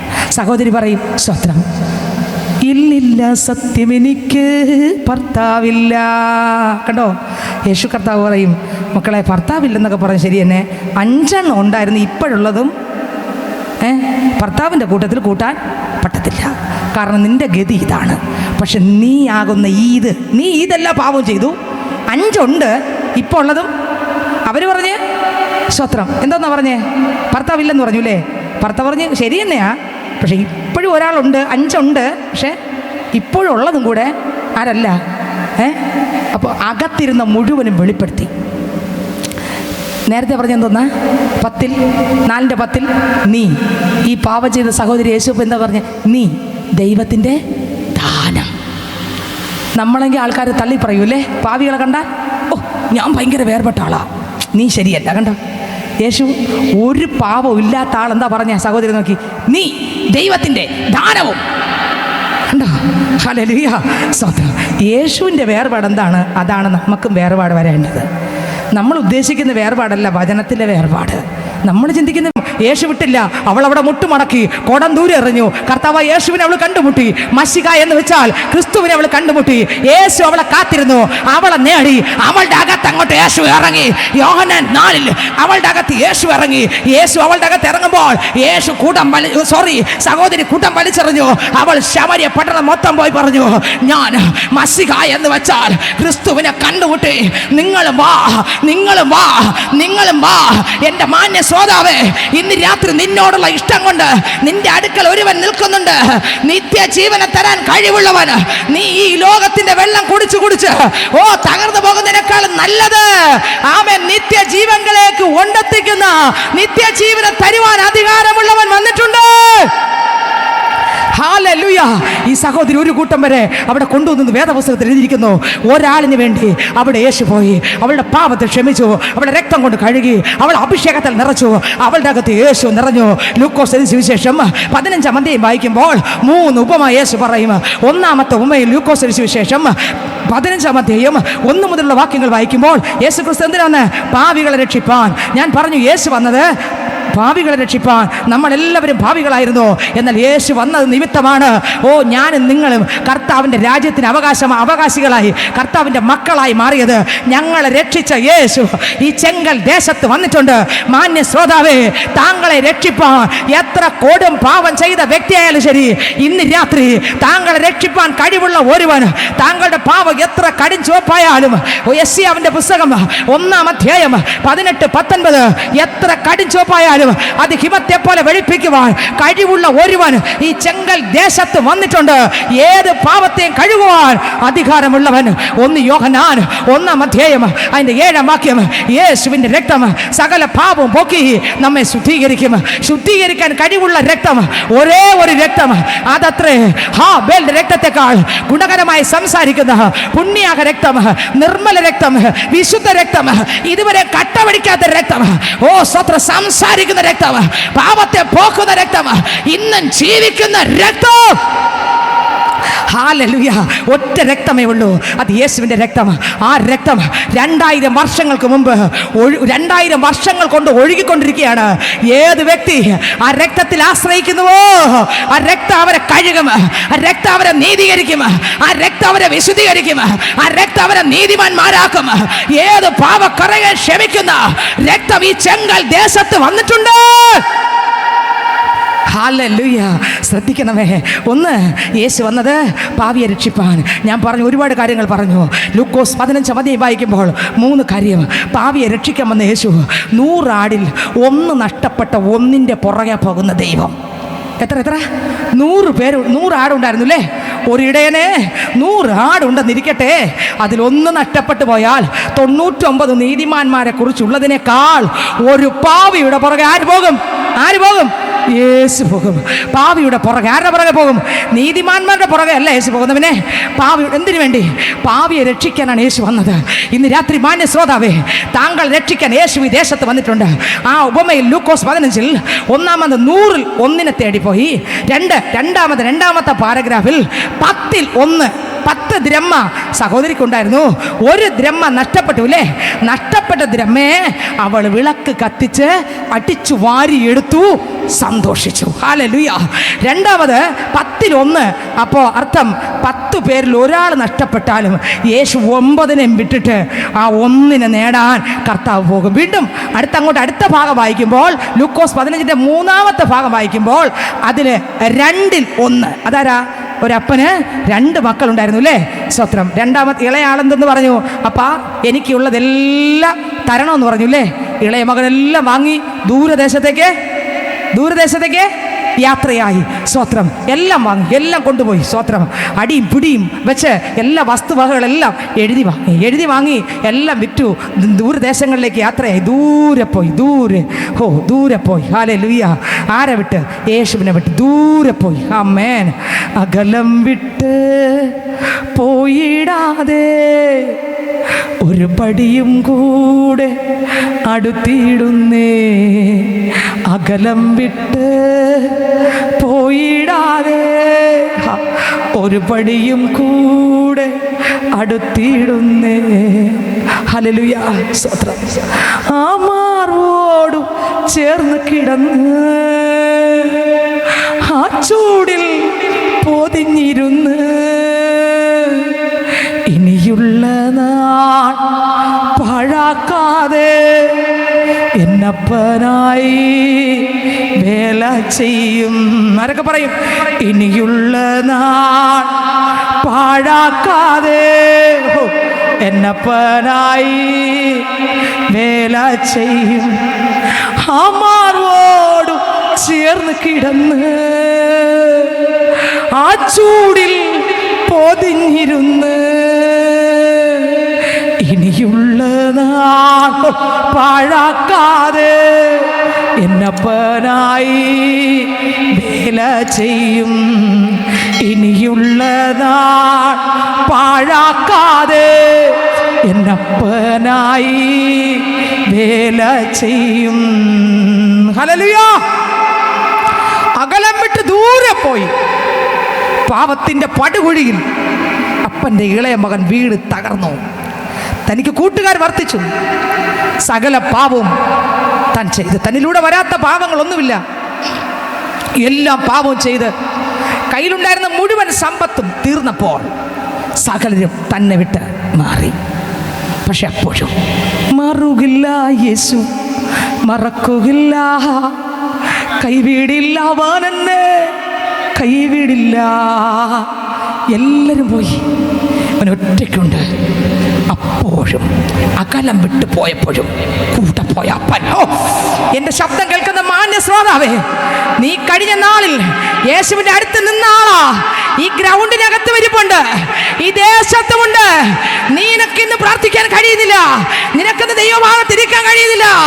എവിടെയൊക്കെയോ നീ ആദരം കൊണ്ട് ദൈവത്തെ ബഹുമാനിക്കുന്നെങ്കിലും ഹൃദയം കൊണ്ട് നീ അകന്നിരിക്കുന്നു എന്ന് ഇന്ന് രാത്രി വിളിച്ചു പറയുന്നു.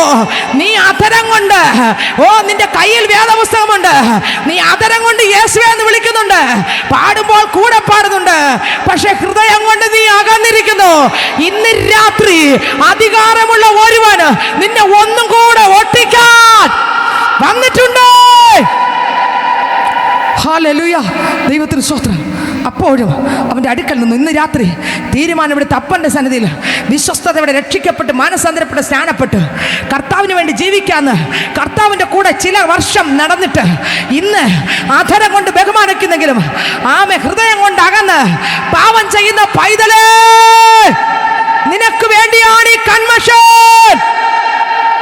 ഇന്ന് രാത്രി കർത്താവ് നിന്നെ സ്നേഹിക്കുന്നു. ഇന്ന് രാത്രി ആ പാവത്തെ ക്ഷമിക്കാൻ ഈ യേശു മതിയായവൻ. വീണ്ടും ഒരിക്കൽ കൂടെ നിന്നെ ഇരുകരവും നീട്ടി സ്വീകരിച്ച് നഷ്ടപ്പെട്ടതിനെ നിന്റെ മേൽ കൈമാറാൻ ഒരുവൻ ചെങ്കൽ ദേശത്ത് വന്നിട്ടുണ്ട്. ഹല്ലേലൂയ. ദൈവത്തിന് സ്തോത്രം, സ്തോത്രം. എല്ലാം തീർന്നു, വിശപ്പടക്കാൻ കഴിയുന്നില്ല.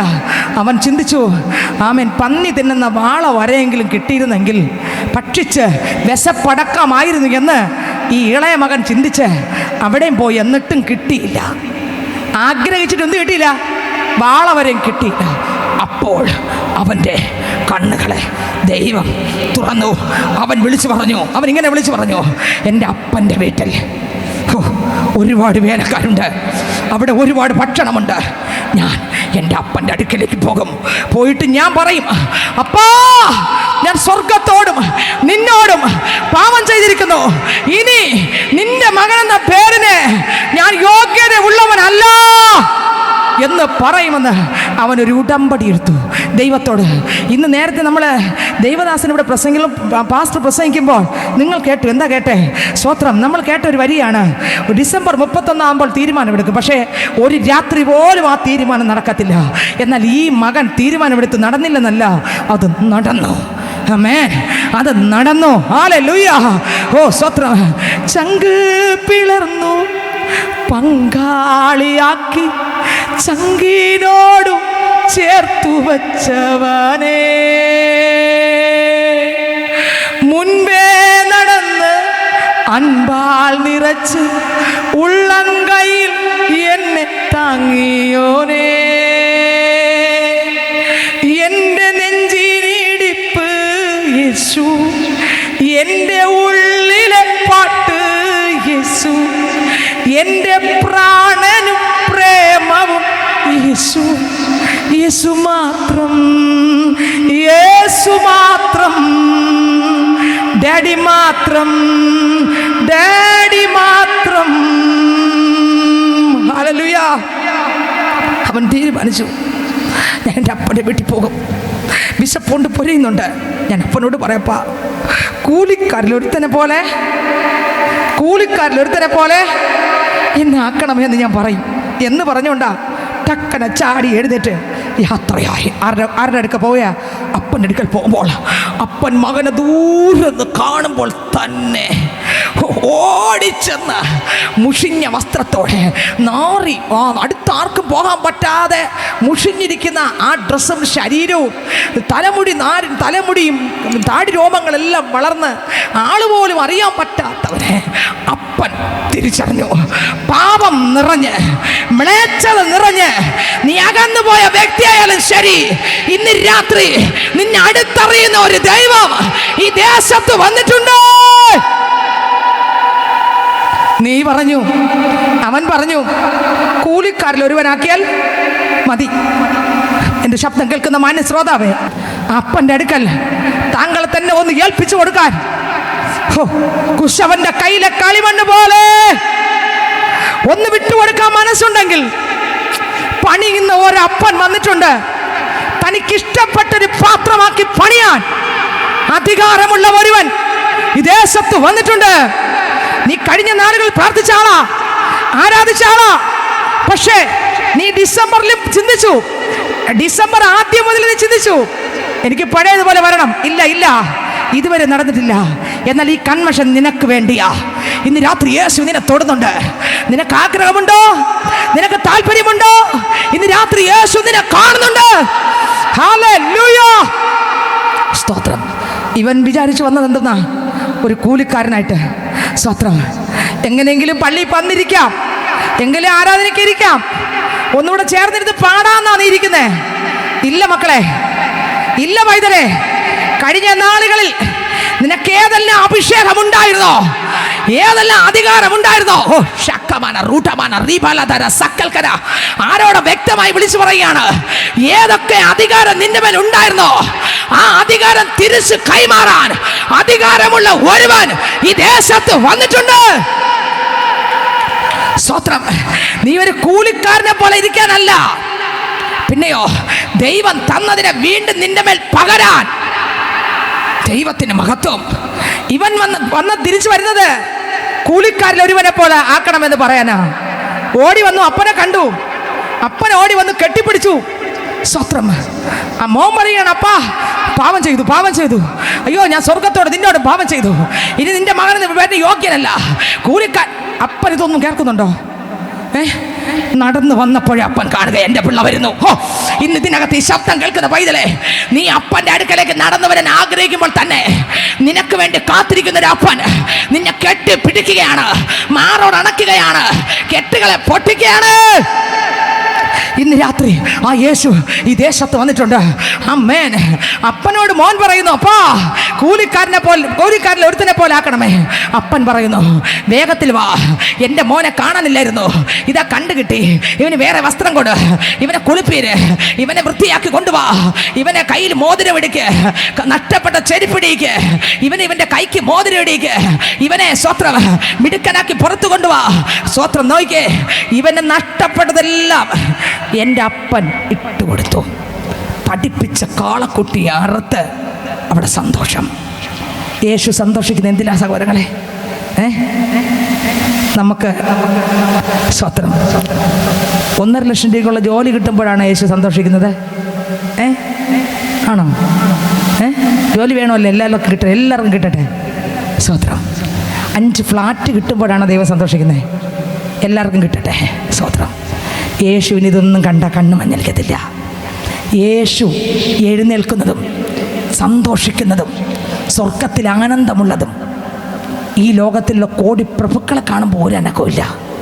പക്ഷെ ഒരു പാവി, അവന് കൊട്ടാരമല്ല കുടിലായാലും, സ്വത്രം വഴിയരികിലാണ് കിടന്നാലും, ഒരു പാവി മാനസാന്തരപ്പെടുമ്പോൾ സ്വർഗം സന്തോഷിക്കും. ലൂക്കോസ് 10:20 വായിക്കുമ്പോൾ അതിനകത്ത് എഴുതിയിരിക്കുന്നു, സ്വത്രം, ഭൂതങ്ങൾക്ക് നിങ്ങൾക്ക് കീഴടങ്ങിയല്ല, നിങ്ങളുടെ പേർ ജീവന്റെ പുസ്തകത്തിൽ എഴുതിയിരിക്കുന്നതിൽ സന്തോഷിപ്പേൻ. എൻ്റെ ദൈവത്തിൻ്റെ സന്തോഷം ഒരു പാവി രക്ഷിക്കപ്പെടുമ്പോഴാണ്. എന്നെ കേൾക്കുന്ന മാന്യ ശ്രോതാവേ, അപ്പൻ്റെ അടുക്കൽ മകൻ വന്നപ്പോൾ അപ്പൻ്റെ കയ്യിലെല്ലാം വെച്ച് കാത്തിരിക്കുകയായിരുന്നു. ഇന്ന് രാത്രി ഈ ദേശത്ത് ഇതാ അപ്പൻ വന്നിട്ടുണ്ട്. അപ്പൻ വന്നിട്ടുണ്ട്. ആരെല്ലാം മടങ്ങി വരുന്നുണ്ടോ അവരെ രക്ഷിക്കും. മാത്രമല്ല, ഏതെല്ലാം പാവികൾ രക്ഷയിലേക്ക് വരാൻ ആഗ്രഹിക്കുന്നുണ്ടോ, ഇന്ന് രാത്രി അപ്പോസ്തലപ്രവൃത്തി 4:12 മറ്റൊരുവൻ രക്ഷയില്ല, ഞാൻ രക്ഷിക്കപ്പെടുവാൻ ആകാശത്തിന്റെ കീഴിൽ മനുഷ്യരുടെ ഇടയിൽ ഏക നാമം, അത് യേശു നാമം, ഒരേ ഒരു നാമം, വഴിയും സത്യവും ജീവനും ഞാൻ തന്നെ. ഞാൻ വാതിലാകുന്നു, ഞാൻ തന്നെ പുനരുത്ഥാനവും ജീവനുമാകുന്നു. എന്നിൽ വിശ്വസിക്കുന്നവൻ എൻ മൂലം ജീവിക്കും. ഹല്ലേലൂയ. സ്തോത്രം എന്ന് പറഞ്ഞ ഒരുവനേ ഉള്ളൂ, അത് യേശു. ഒരുവനിലൂടെ മാത്രമേ സ്വർഗത്തിൽ പോകാൻ പറ്റൂ. ഇന്ന് ആ യേശുവില്ലാതെ, യേശുവിലൂടെ അല്ലാതെ നീതി പ്രവൃത്തികൾ കൊണ്ട് സ്വർഗത്തിൽ പോകാൻ പറ്റത്തില്ല. പാവിയെ രക്ഷിപ്പാൻ ഒന്നാമത് യേശു ഇറങ്ങി വന്നു. രണ്ടാമത് യേശു ഇറങ്ങി വന്ന എന്തിന്? 1 യോഹന്നാൻ 3-ാം അധ്യായം അതിൻ്റെ 8-ാം വാക്യം വായിക്കുമ്പോൾ, പിശാചിന്റെ പ്രവൃത്തികളെ അഴിപ്പാൻ മനുഷ്യപുത്രൻ പ്രത്യക്ഷപ്പെട്ടു. എന്നെ കേൾക്കുന്ന ദൈവത്തിന്റെ പൈതലേ, ഒന്നാമത് യേശു വന്നത് പാവികളെ പാപത്തിൽ നിന്ന് മോചിപ്പിക്കാനാണെങ്കിൽ, രണ്ടാമത് 3-ാം അധ്യായത്തിൽ പറയുന്നു, പിശാചിന്റെ പ്രവർത്തികളെ അഴിപ്പാൻ മനുഷ്യപുത്രൻ പ്രത്യക്ഷപ്പെട്ടു. മർക്കോസ് 1:26 വായിക്കുമ്പോൾ, പിശാച് കള്ളനാണ്, പോഷ്ക് പറയുന്നവനും അവന്റെ അപ്പനുമായ പിശാചിന്റെ പ്രവർത്തികളെ അഴിക്കാൻ മനുഷ്യപുത്രൻ വന്നു. ഇന്ന് രാത്രി ഞാൻ പറയട്ടെ, സ്നേഹിത സഹോദരൻ, എൻ്റെ ശബ്ദം കേൾക്കുന്ന മാന്യ ശ്രോതാവേ, നിന്റെ വീട്ടിനകത്ത് സമാധാനമുണ്ടോ? ഇല്ല അല്ലേ? എന്താ കാര്യം? മക്കൾ മദ്യപാനി, ഭർത്താവ് മദ്യപാനി, നിനക്ക് സ്വസ്ഥതയില്ല, വെക്കുന്ന ആഹാരം കഴിക്കാൻ പറ്റുന്നില്ല, കുടുംബത്തിനകത്ത് സമാധാനമില്ല, എന്നും അടിയും വെട്ടുമാണ്. ഓ, മക്കൾ ശരിയല്ല, രാത്രി വീട്ടിലില്ല, അപ്പന് മക്കളെ തിരിച്ചറിഞ്ഞുകൂടാ, മക്കൾക്ക് അപ്പനെ തിരിച്ചറിഞ്ഞുകൂടാ, മക്കൾ വാളൂരുന്നു അപ്പനെ കൊല്ലാൻ, അപ്പൻ വാളൂരുന്നു മക്കളെ ഭാര്യയും കൊല്ലാൻ. എന്താ കാര്യം? കാര്യം മറ്റൊന്നുമല്ല, നിന്നെ ഭരിക്കുന്നത് പിശാചാണ്. ഈ പിശാചിന്റെ പ്രവൃത്തിയെ അഴിക്കാൻ യേശു ക്രിസ്തു ഈ ചെങ്കൽ ദേശത്ത് വന്നിട്ടുണ്ട്. അപ്പൻ വാളൂരുന്നു, മക്കളെ കൊല്ലുന്നു, രാത്രി പുലരും മുമ്പേ അപ്പൻ വിലങ്ങ് വെക്കുന്നു, ജയിലിൽ പോകുന്നു. ഇതാരാ ജയിലിൽ കൊണ്ടിടുന്ന ആള്? മറ്റാരുമല്ല, ഇത് പിശാചാണ്. മദ്യപിക്കുന്ന ആരാ? പിശാചാണ്. ആത്മഹത്യ ചെയ്യിപ്പിക്കുന്ന ആരാ? പിശാചാണ്. അവന്റെ പ്രവർത്തികൾ അഴിക്കാനാണ് യേശു വന്നത്. ഇന്ന് രാത്രി മാന്യ ശ്രോതാവേ, താങ്കൾ ഒരുപാട് കഷ്ടപ്പെടുന്നുണ്ട്, പക്ഷെ ഒന്നും കാണാനില്ല. കാരണം എന്താ? പിശാചിന്റെ മണ്ഡലം തങ്ങൾ തകർത്തോണ്ടിരിക്കുകയാണ്. ആത്മീക മണ്ഡലത്തിൽ മുന്നോട്ട് വരാൻ കഴിയുന്നില്ല. കുടുംബത്തിനകത്ത് സമാധാനമില്ല, കുടുംബത്തിനകത്ത് സ്വസ്ഥതയില്ല. കാരണം എന്താ? നിന്റെ വീടിനെ ഭരിക്കുന്നത് യേശു അല്ല, നിന്റെ വീടിനെ ഭരിക്കുന്നത് സാത്താനാണ്. ഇതിനെ അഴിക്കാനാണ് യേശു വന്നത്. ഇന്ന് രാത്രി ആർക്കൊക്കെ ആ യേശുവിനെ വേണം? യേശു നിന്റെ വീട്ടിനകത്ത് വന്നാൽ മദ്യം ഓടും. യേശു നിന്റെ വീട്ടിനകത്ത് വന്നാൽ തമ്പാക്ക് ഓടും. യേശു നിന്റെ വീട്ടിനകത്ത് വന്നാൽ, ഓ സ്തോത്രം, പാപത്തിന്റെ ശക്തികൾ ഉടയും. യേശു നിന്റെ വീട്ടിനകത്ത് വന്നാൽ ആത്മഹത്യ ഓടും. യേശു നിന്റെ വീട്ടിനകത്ത് വന്നാൽ കെട്ടുകൾ പൊട്ടും. ഹല്ലേലൂയ. ഗദര ദേശത്ത് 6000 ഭൂതം പിടിപെട്ട 6000 ഭൂതം പിടിപെട്ട ഒരു മനുഷ്യൻ ഗദര ദേശത്തുണ്ടായിരുന്നു. നമുക്ക് എല്ലാവർക്കും അറിയാം. ഹല്ലേലൂയ. അവൻ ആത്മഹത്യക്ക് വേണ്ടി നെട്ടോട്ട് ഓടിക്കൊണ്ടിരിക്കുമ്പോൾ ഇക്കരക്കര പ്രസംഗിച്ചുകൊണ്ട് നൽകി യേശു മൈലുകൾക്കപ്പുറത്ത് നിൽക്കുമ്പോൾ സ്വത്രം ഒരുവൻ ഓടുന്നത് കണ്ടു. ആ മനുഷ്യൻ ഒരുപക്ഷെ അപ്പനും അമ്മയും പ്രാർത്ഥിച്ചു നോക്കിക്കാണും, പറ്റിയില്ല. പലയിടത്തും കൊണ്ടുപോയി കാണും, പറ്റിയില്ല. ഭൂതം ഓടിയില്ല. അപ്പനെ ഒരുപക്ഷെ അടിച്ചു കാണും, അമ്മയെ ഒരുപക്ഷെ അടിച്ചു കാണും, വീട് അടിച്ച് തകർത്ത് കാണും. കാരണം 6000 ഭൂതം ഇരിക്കുന്നവനെ ചങ്ങലക്ക് ഇട്ട് കാണും. ചങ്ങലക്ക് ഇടാൻ പറ്റിയില്ല. നിങ്ങൾക്ക് മനസ്സിലാകുന്നുണ്ടോ? ലഗ്ഗിയവനെ ചങ്ങലക്ക് ഒരുപക്ഷെ ഇട്ട് കാണും. സ്വത്രം ഭ്രാന്താശുപത്രി ഒരുപക്ഷെ ചികിത്സിക്കാൻ കൊണ്ടുവയ്ക്കാണും. മരുന്നുകളൊന്നും അവൻ ഉപകരിച്ചില്ല. സ്വസ്ഥത നഷ്ടപ്പെട്ട് കാണും. ആരെ കിട്ടിയാലും വെട്ടും, ആരെ കിട്ടിയാലും ഉപദ്രവിക്കും. ശരീരത്തിൽ വസ്ത്രം ധരിക്കാറില്ല, സുബോധമില്ല. വീട്ടിലല്ല കിടപ്പ്, കല്ലറകളിലും പാറകൾക്കിടയിലുമാണ് കിടപ്പ്. ആരെ കിട്ടിയാലും ഇടിക്കും. സ്വന്തമായിട്ട് ഇടിച്ച് നുറുക്കി ശരീരമാസകലം മുറിവിൽ നിന്ന് രക്തം ഒഴുകുന്ന അനുഭവം. തനിക്ക് ബോധമില്ലാതെ താൻ തന്നെ ഇടിക്കുകയാണ്. സ്വത്രം മറ്റുള്ളവരെ ഉപദ്രവിക്കുന്നു, മറ്റനേകരെ ഉപദ്രവിക്കുക മാത്രമല്ല, സ്വത്രം വീട്ടിനകത്തും അപ്പനെ അമ്മയെ ഉപദ്രവിച്ചു. സഹോദരങ്ങൾ ആരൊക്കെ ഉണ്ടോ എല്ലാവരും ഒരുപക്ഷെ ഉപദ്രവിച്ചു കാണും. അവസാനം ആർക്കും അടക്കാൻ പറ്റാത്ത ഇവനെ അടക്കാൻ അധികാരമുള്ള, പിശാചിന്റെ പ്രവൃത്തിയെ അഴിക്കാൻ അധികാരമുള്ള യേശു പടകിൽ യേശുവും ശിഷ്യന്മാരുമായി കയറി അക്കരെ പോകുമ്പോൾ 6000 ഭൂതമുള്ളവൻ യേശുവിന്റെ മുൻപിൽ മുട്ടുമടക്കി. ഭൂതം പറഞ്ഞു, നീ ദൈവത്തിന്റെ പരിശുദ്ധൻ തന്നെ. വായിച്ചേ, മർക്കോസ് 1:20, യോഹന്നാൻ 8:44. വായിച്ചേ, യോഹന്നാൻ 8:44 വായിക്കണം. മർക്കോസ് 1:26 വായിച്ചേ. മർക്കോസ് 1:26 വായിച്ചിട്ട് പോയേ. മർക്കോസ് 1:26. അപ്പോൾ അശുദ്ധാത്മാവ് അവനെ ഇഴച്ച് ഉറക്കെ നിലവിളിച്ചു അവനെ വിട്ടുപോയി. എല്ലാവരും ആശ്ചര്യപ്പെട്ടു. ഇതെന്ത് ഒരു പുതിയ ഉപദേശം. അവൻ അധികാരത്തോടെ അശുദ്ധാത്മാക്കളോടും കൽപ്പിക്കുന്നു, അവ അവനെ അനുസരിക്കുകയും ചെയ്യുന്നു പറഞ്ഞു. ആത്മാവ് അനുസരിച്ചു. അശുദ്ധാത്മാവ് ഓടി. 6000 ഭൂതമുള്ളവൻ ഗദര ദേശത്ത് യേശുവിനെ കണ്ടപ്പോൾ മുട്ടുമടക്കി.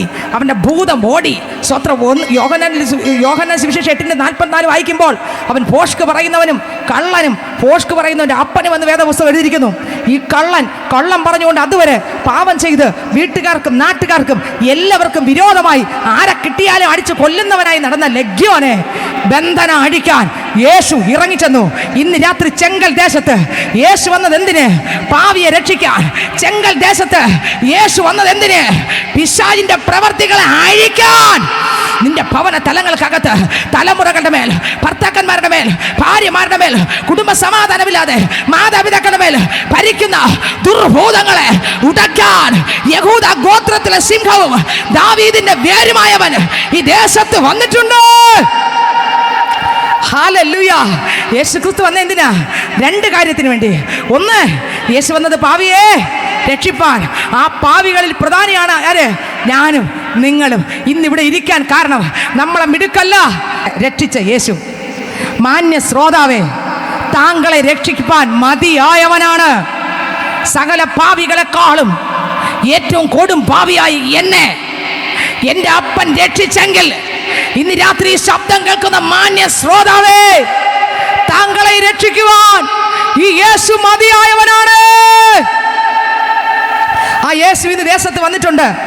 ഒന്ന്, യേശു പാപികളെ രക്ഷിപ്പാൻ വന്നു മനുഷ്യനായിട്ട്. 2, യേശു ക്രിസ്തു വന്നത് ഭൂതത്തെ, പിശാചിൻ്റെ പ്രവർത്തികളെ അഴിക്കാൻ.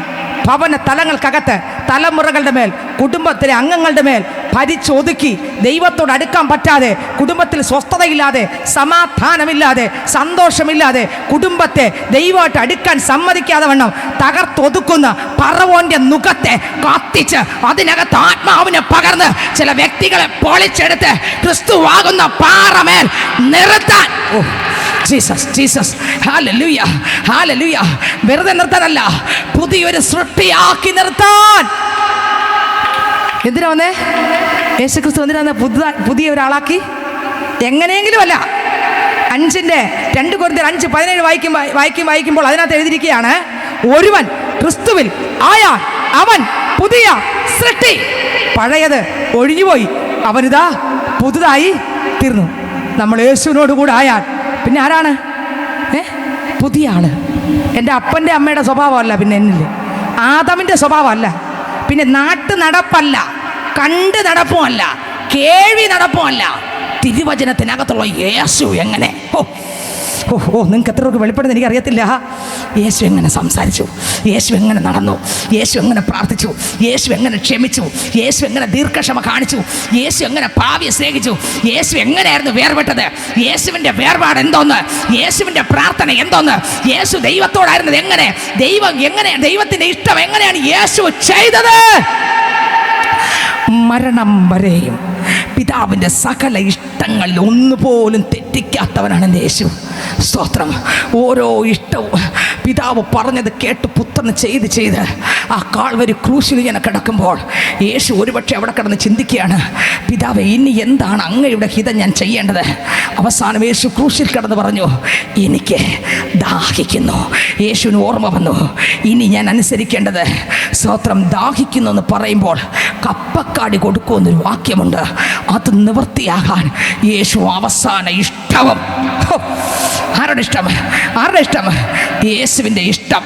എന്നെ കേൾക്കുന്ന ദൈവത്തിൻ്റെ പൈതലേ, ഒരുവൻ ക്രിസ്തുവിലായാൽ അവൻ പിന്നെ പഴയ ആളല്ല, പിന്നെ എങ്ങനെ പുതിയ ആള്. മത്തായിയുടെ സുവിശേഷം വായിക്കുമ്പോൾ, സ്തോത്രം, മത്തായിയുടെ സുവിശേഷം അതിൻ്റെ 7-ാം അധ്യായം വായിക്കുമ്പോൾ അതിൻ്റെ അവസാന ഭാഗത്തേക്ക് പോകുമ്പോൾ വേദപുസ്തകം പറയുന്നു, മത്തായിയുടെ സുവിശേഷം അതിൻ്റെ 7:5 മുതൽ അങ്ങോട്ട് ഗിരിപ്രഭാഷണമാണ്. ആ ഗിരിപ്രഭാഷണം പറഞ്ഞ് 7-ാം അധ്യായത്തിലേക്ക് വരുമ്പോൾ 7:15 മുതൽ അങ്ങോട്ട് വായിക്കുമ്പോൾ, ഒരുവൻ ക്രിസ്തുവിലായാൽ അവൻ പിന്നെ ആരാണ്? പുതിയ സൃഷ്ടി. പിന്നെ അവൻ്റെ നടപ്പ് യേശുവിനെ നോക്കി, അവൻ്റെ നോട്ടം യേശുവിനെ നോക്കി, അവൻ്റെ വായിൽ യേശുവിൻ്റെ ശബ്ദം, അവൻ്റെ കണ്ണിൽ കാണുന്നത് യേശു എങ്ങനെ കാണും അതുപോലെ അവൻ്റെ ചിന്താഗതി. അവൻ്റെ കുടുംബജീവിതത്തിനകത്ത്, ദേശത്തിനകത്ത്, സഭയ്ക്കകത്ത്, ശുശ്രൂഷയ്ക്കകത്ത് അവനെ വേറെ ആരും ഉപദേശിക്കേണ്ട. 1 യോഹന്നാൻ 3:27 പറയുന്നത് പോലെ ആത്മാവ് ഉപദേശിച്ച്, ക്രിസ്തു ഉപദേശിച്ച് യേശു നടന്നതുപോലെ നടക്കാൻ നിങ്ങൾക്ക് വെളിപ്പെടുന്ന എനിക്കറിയത്തില്ല. എന്തിനാ എന്നെ നിങ്ങളെ ഭൂമിയിലാക്കിയിരിക്കുന്നത്?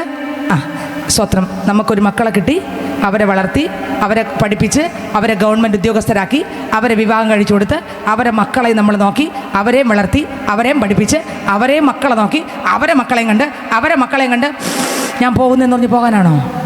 അതാണോ പദ്ധതി? നമ്മൾ വിളിക്കുന്നതല്ലേ? പക്ഷേ എല്ലാ കസേരയിലും ഇരുത്തും നമ്മളേതൊക്കെ. കുഞ്ഞിൻ്റെ കസേരയിൽ, പഠിക്കുന്ന കുട്ടിയുടെ കസേരയിൽ, പിന്നെ ഭാര്യയുടെ കസേരയിൽ, ഭർത്താവിൻ്റെ കസേരയിൽ, പിന്നെ അടുത്ത് അമ്മാവൻ്റെ കസേരയിൽ, അമ്മാവിയുടെ കസേരയിൽ, മുത്തശ്ശിയുടെ കസേരയിൽ, എല്ലാ കസേരയിലും ഇരുന്നേ പോകൂ. പക്ഷേ എന്തിനിരുത്തുന്നു, എന്തിനെന്നെ നിങ്ങളെ ആക്കി എന്ന് ചോദിച്ചാൽ വചനത്തിലൂടെ ഞാൻ പറഞ്ഞുതരാം. യേശുവിൻ്റെ എല്ലാ നിറവിനോളം നിറഞ്ഞ് യേശു ഈ ഭൂമിയിൽ ജീവിച്ചപ്പോൾ എങ്ങനെ 33.5 വയസ്സ് വരെ ഭൂമിയിലായിരുന്നുവോ അതുപോലെ എന്നെയും നിങ്ങളെ നടത്തി. എഫേസ്യർ 3 നിങ്ങൾ വീട്ടിൽ പോയി വായിച്ചാൽ എടുക്കാൻ സമയം പോരാ. അതുപോലെ കൊണ്ടുപോയി ക്രിസ്തു എന്ന തലയോളം വളർന്ന് ആരെ പോലെ. അതുകൊണ്ടാണ് അപ്പോസ്തലൻ പറഞ്ഞത് കൊരിന്ത്യർ ലേഖനത്തിനകത്ത് 11:2 പറഞ്ഞത്, ഞാൻ നിങ്ങളെ നിർമ്മല കന്യകയായി വിവാഹ നിശ്ചയം ചെയ്തിരിക്കുന്നു. ആരുമായിട്ട്? യേശുമായിട്ട് വിവാഹ നിശ്ചയം ചെയ്തിരിക്കുന്നു. സ്തോത്രം. അതുകൊണ്ട് സർപ്പം ഹൗവായെ ഉപായത്താൽ ചതിച്ചതുപോലെ നിങ്ങളും നിർമ്മലത വിട്ടു പോകുമോ എന്ന് ഞാൻ എന്ത് ചെയ്യുന്നു? ഭയപ്പെടുന്നു. ദൈവത്തിന് സ്തോത്രം.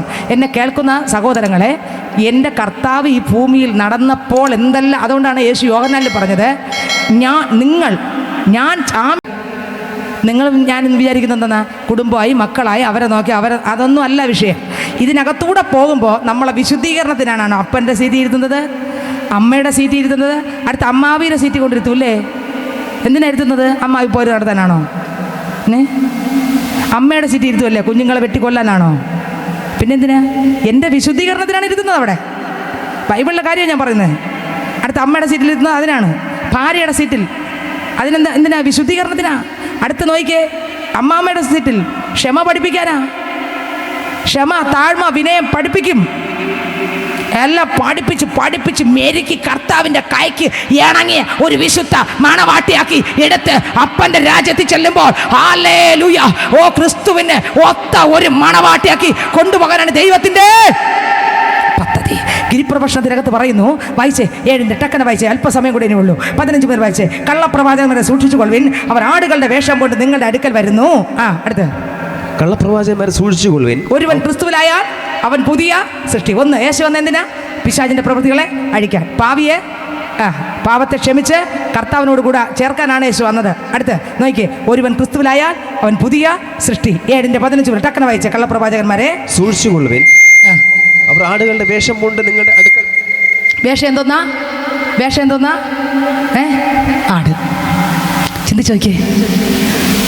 അല്ലെലിയോ സ്വോത്രമൊക്കെ പറയും നമ്മുടെ വേഷം മാത്രമാണോ ആട്, അതോ ജീവിതത്തിനകത്തും ആടാണോ? സ്തോത്രം, സ്തോത്രം. അല്ലെങ്കിൽ ഒരു പ്രയോജനമില്ല. നീ എന്തൊക്കെ തലകുത്തനെ മറിഞ്ഞെന്ന് പറഞ്ഞാലും, ഉൽപ്പത്തി മുതൽ വെളിപ്പാട് 66 പുസ്തകത്തിലുള്ള എല്ലാ ദൂതും ഞാൻ കെട്ടിപ്പിടിച്ചിട്ടുണ്ടെന്ന് പറഞ്ഞാലും, 5000 പ്രാവശ്യം വേദപുസ്തകം കൊണ്ട് പേപ്പറിൽ എഴുതി വെച്ചെന്ന് പറഞ്ഞാലും ഒന്നും നടക്കാൻ പോകുന്നില്ല. സ്തോത്രം. യേശു എന്നിൽ വന്നാൽ എനിക്ക് മാറ്റം വന്നുകൊണ്ടിരിക്കും.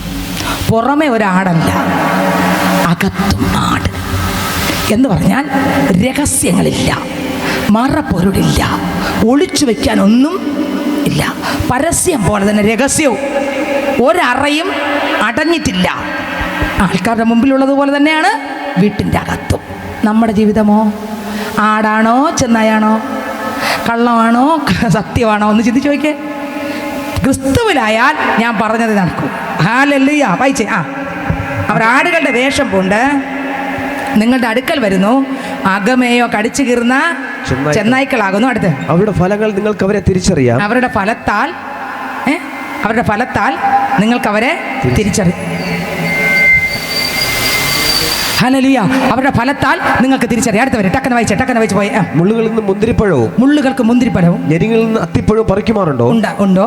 നല്ല വൃക്ഷമൊക്കെ നല്ല ഫലം കായ്ക്കും. നല്ല വൃക്ഷമല്ല ഏത് ഫലം കായ്ക്കും? നല്ല വൃക്ഷം ഒന്നേ ഉള്ളതാരാ? യേശു. ആ യേശു എന്ന നല്ല വൃക്ഷത്തിൽ ശാലിനി എന്ന എന്നെ വെട്ടിയെടുത്ത് അങ്ങ് ഒട്ടിച്ചിട്ടുണ്ടെങ്കിൽ വരുന്നത് എൻ്റെ ഫലമല്ല, പിന്നെ ആരുടെ? യേശുവിൻ്റെ ഫലം. ഇതുണ്ടോ എന്ന് ഞാൻ ടെസ്റ്റ് ചെയ്യണം, ഇല്ലെങ്കിൽ വെറുതെയാ. കണ്ടോ? അടുത്തവർ വായിച്ചേ. ആകാത്ത വൃക്ഷമോ ആകാത്ത ഫലം കായ്ക്കുന്നു. നല്ല വൃക്ഷത്തിന് ആകാത്ത ഫലവും ആകാത്ത വൃക്ഷം നല്ല ഫലം കായ്പാൻ കഴിയുകയില്ല. അടുത്തവർ, നല്ല ഫലം കായ്ക്കാത്ത വൃക്ഷമൊക്കെ തീയിലിടുന്നു. ആകയാൽ അവരുടെ ഫലത്താൽ നിങ്ങൾ അവരെ തിരിച്ചറിയും. നമ്മുടെ സ്വഭാവത്താൽ അറിയാം. ചില പറഞ്ഞിട്ടില്ലേ, മുറ്റത്ത് കയറ്റാൻ അടുപ്പിക്കാൻ പറ്റാത്ത ജാതി ഈ ജാതി എന്ന് പറഞ്ഞിട്ടുണ്ടോ?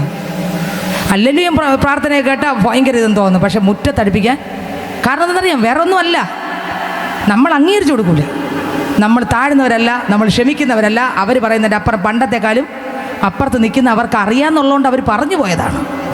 പക്ഷെ നമ്മളാരും കീഴടങ്ങുന്നവരൊന്നും അല്ല. ഇന്ന് ചിന്തിക്കണം, കർത്താവേ, എൻ്റെ അപ്പൻ എൻ്റെ അകത്ത് വന്നിട്ടുണ്ടെങ്കിൽ മാറ്റം വരും. മാറ്റം വന്നിട്ടില്ലെങ്കിൽ യേശുപ്പാ, ഈ 2025 എനിക്കൊരു മാറ്റം വന്നേ തീരൂ. ക്രിസ്തുവിൻ്റെ സ്വഭാവത്താൽ നിറഞ്ഞേ തീരൂ. എന്നെ കർത്താവേ എന്ന് വിളിക്കുന്ന ഏവനുമല്ല പിതാവിൻ്റെ ഇഷ്ടം ചെയ്യുന്നവരത്രേ ദൈവരാജ്യത്തിൽ കടക്കുന്നത്. 21 വായിക്കുമ്പോൾ, സ്വർഗസ്ഥനായ എൻ്റെ പിതാവിൻ്റെ ഇഷ്ടം ചെയ്യുന്നവരത്രേ ദൈവരാജ്യത്തിൽ കടക്കുന്നത്. ഇന്ന് രാത്രി ലൂക്കോസ് 12:15 മുതൽ 21 വരെ വായിച്ച് ടക്കന വായിച്ച് ഞാൻ പ്രാർത്ഥിക്കാൻ പോകുകയാണ്. ഹല്ലേലൂയ. എന്നെ കേൾക്കുന്ന ദൈവത്തിൻ്റെ പൈതലേ, നമ്മളൊരു കള്ളവൃക്ഷമായിട്ടിരിക്കരുത്, ഒരു പാവം ചെയ്യുന്ന പാവിയായിട്ടിരിക്കരുത്, ഒരു കപട വിശ്വാസിയായിട്ടിരിക്കരുത്. പിന്നെയോ, യേശു എൻ്റെ അകത്ത് വന്നാൽ ഒരുവൻ ക്രിസ്തുവിൽ ആയാൽ അവൻ പുതിയ സൃഷ്ടി. കള്ളത്തനം പോയി, കപടം പോയി, അശുദ്ധി പോയി, ആ കണ്ണിലുള്ള പ്രശ്നങ്ങളെല്ലാം പോയി. ആ നടപ്പ് യേശുവിൻ്റെ പൈതലായി, ആ നോട്ട് യേശുവിൻ്റെ പൈതലായി, ആ ജീവിത യേശുവിൻ്റെ പൈതലായി. സ്വഭാവത്താൽ തിരിച്ചറിയാം. ഒരിക്കലും തെങ്ങിൽ നിന്ന് ഒരിക്കലും ചക്ക വരത്തില്ല. ആരെങ്കിലും എടുത്തിട്ടുണ്ടോ? തെങ്ങിൽ കയറി ചക്ക എടുത്ത ആരെങ്കിലും ഉണ്ടോ? മനുഷ്യനിൽ നിന്നപ്പോൾ രക്ഷിക്കപ്പെട്ട പൈതലിന് എന്താണ് വരേണ്ടത്? യേശുവിനുള്ളതല്ലേ. പക്ഷെ വരുന്നതോ ചക്കയല്ല, മാങ്ങയല്ല, തേങ്ങയല്ല, ഒന്നും അല്ലാത്തത്. നിങ്ങളൊന്ന് ചിന്തിച്ചു നോക്കിയേ. ഒരു പ്രയോജനമില്ലാത്ത. കാരണം എന്താ? പറച്ചിലേ ഉള്ളൂ, വന്നിട്ടില്ല. ദമസ്കോസിൽ യേശു ശൗലിനെ തൊട്ടപ്പോൾ വന്ന മാറ്റം നിങ്ങൾക്ക് ഓർമ്മയുണ്ടോ? ഇതേ മാറ്റം ഒരു പൈതലിൻ്റെ ജീവിതത്തിൽ വരും. യേശു വന്നാൽ തിരിച്ചറിയാം. യേശു അകത്ത് വന്നാൽ ജീവിതം മൊത്തം, സ്വഭാവം മൊത്തം മാറും. രഹസ്യവും പരസ്യവും വിശുദ്ധമായിരിക്കും. ലൂക്കോസ് 12:15 മുതൽ വായിക്കുമ്പോൾ യേശു ക്രിസ്തു പറഞ്ഞ ഒരു വരി വായിച്ചേ. പിന്നെ അവരോട് സകല ദ്രവ്യാഗ്രഹവും സൂക്ഷിച്ച് ഒഴിഞ്ഞുകൊള്ളുവിൻ. സകല ദ്രവ്യാഗ്രഹവും സൂക്ഷിച്ച് ഒഴിഞ്ഞുകൊള്ളുവിൻ. ഒരുത്തന് സമൃദ്ധി ഉണ്ടായാലും അവന്റെ വസ്തുവകയല്ല അവന്റെ ജീവൻ ആധാരമായിരിക്കുന്നത്. ഒരു ഉപമ അവനോട് പറഞ്ഞത് ധനവാനൊരു മനുഷ്യന്റെ ഭൂമി നന്നായി വിളഞ്ഞു. അപ്പോൾ അവൻ ഞാൻ എന്ത് ചെയ്യേണ്ടു എന്റെ വിളവ് കൂട്ടിവയ്പ്പാൻ സ്ഥലം പോരാ എന്ന് ഉള്ളിൽ വിചാരിച്ചു.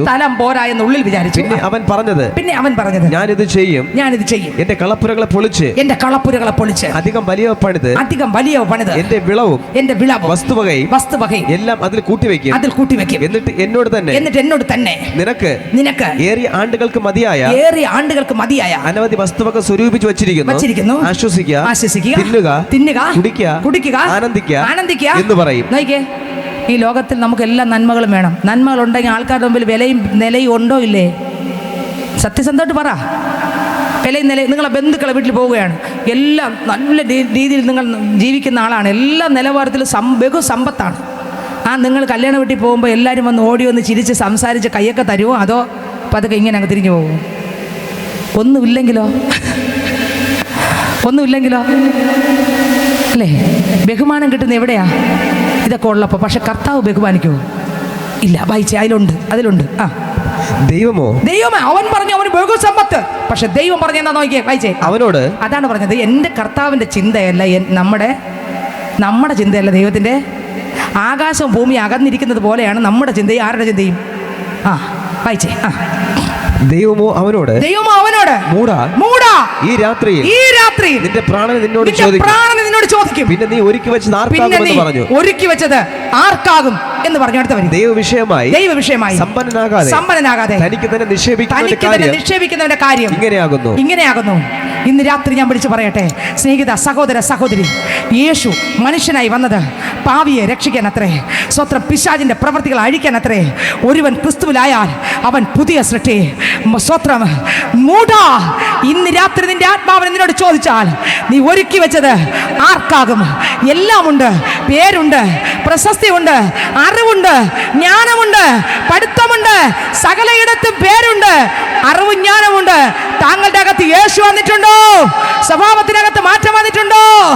ദൈവത്തിന്റെ ആത്മാവിന്, ഈ മുടി ലോകത്തെക്കാൾ വിലപിടിപ്പുള്ള ആത്മാവിന്, സർവ്വലോകവും നീ നേടിയാലും നിന്റെ ആത്മാവിനെ നഷ്ടമാക്കിയാൽ എന്ത് പ്രയോജനം?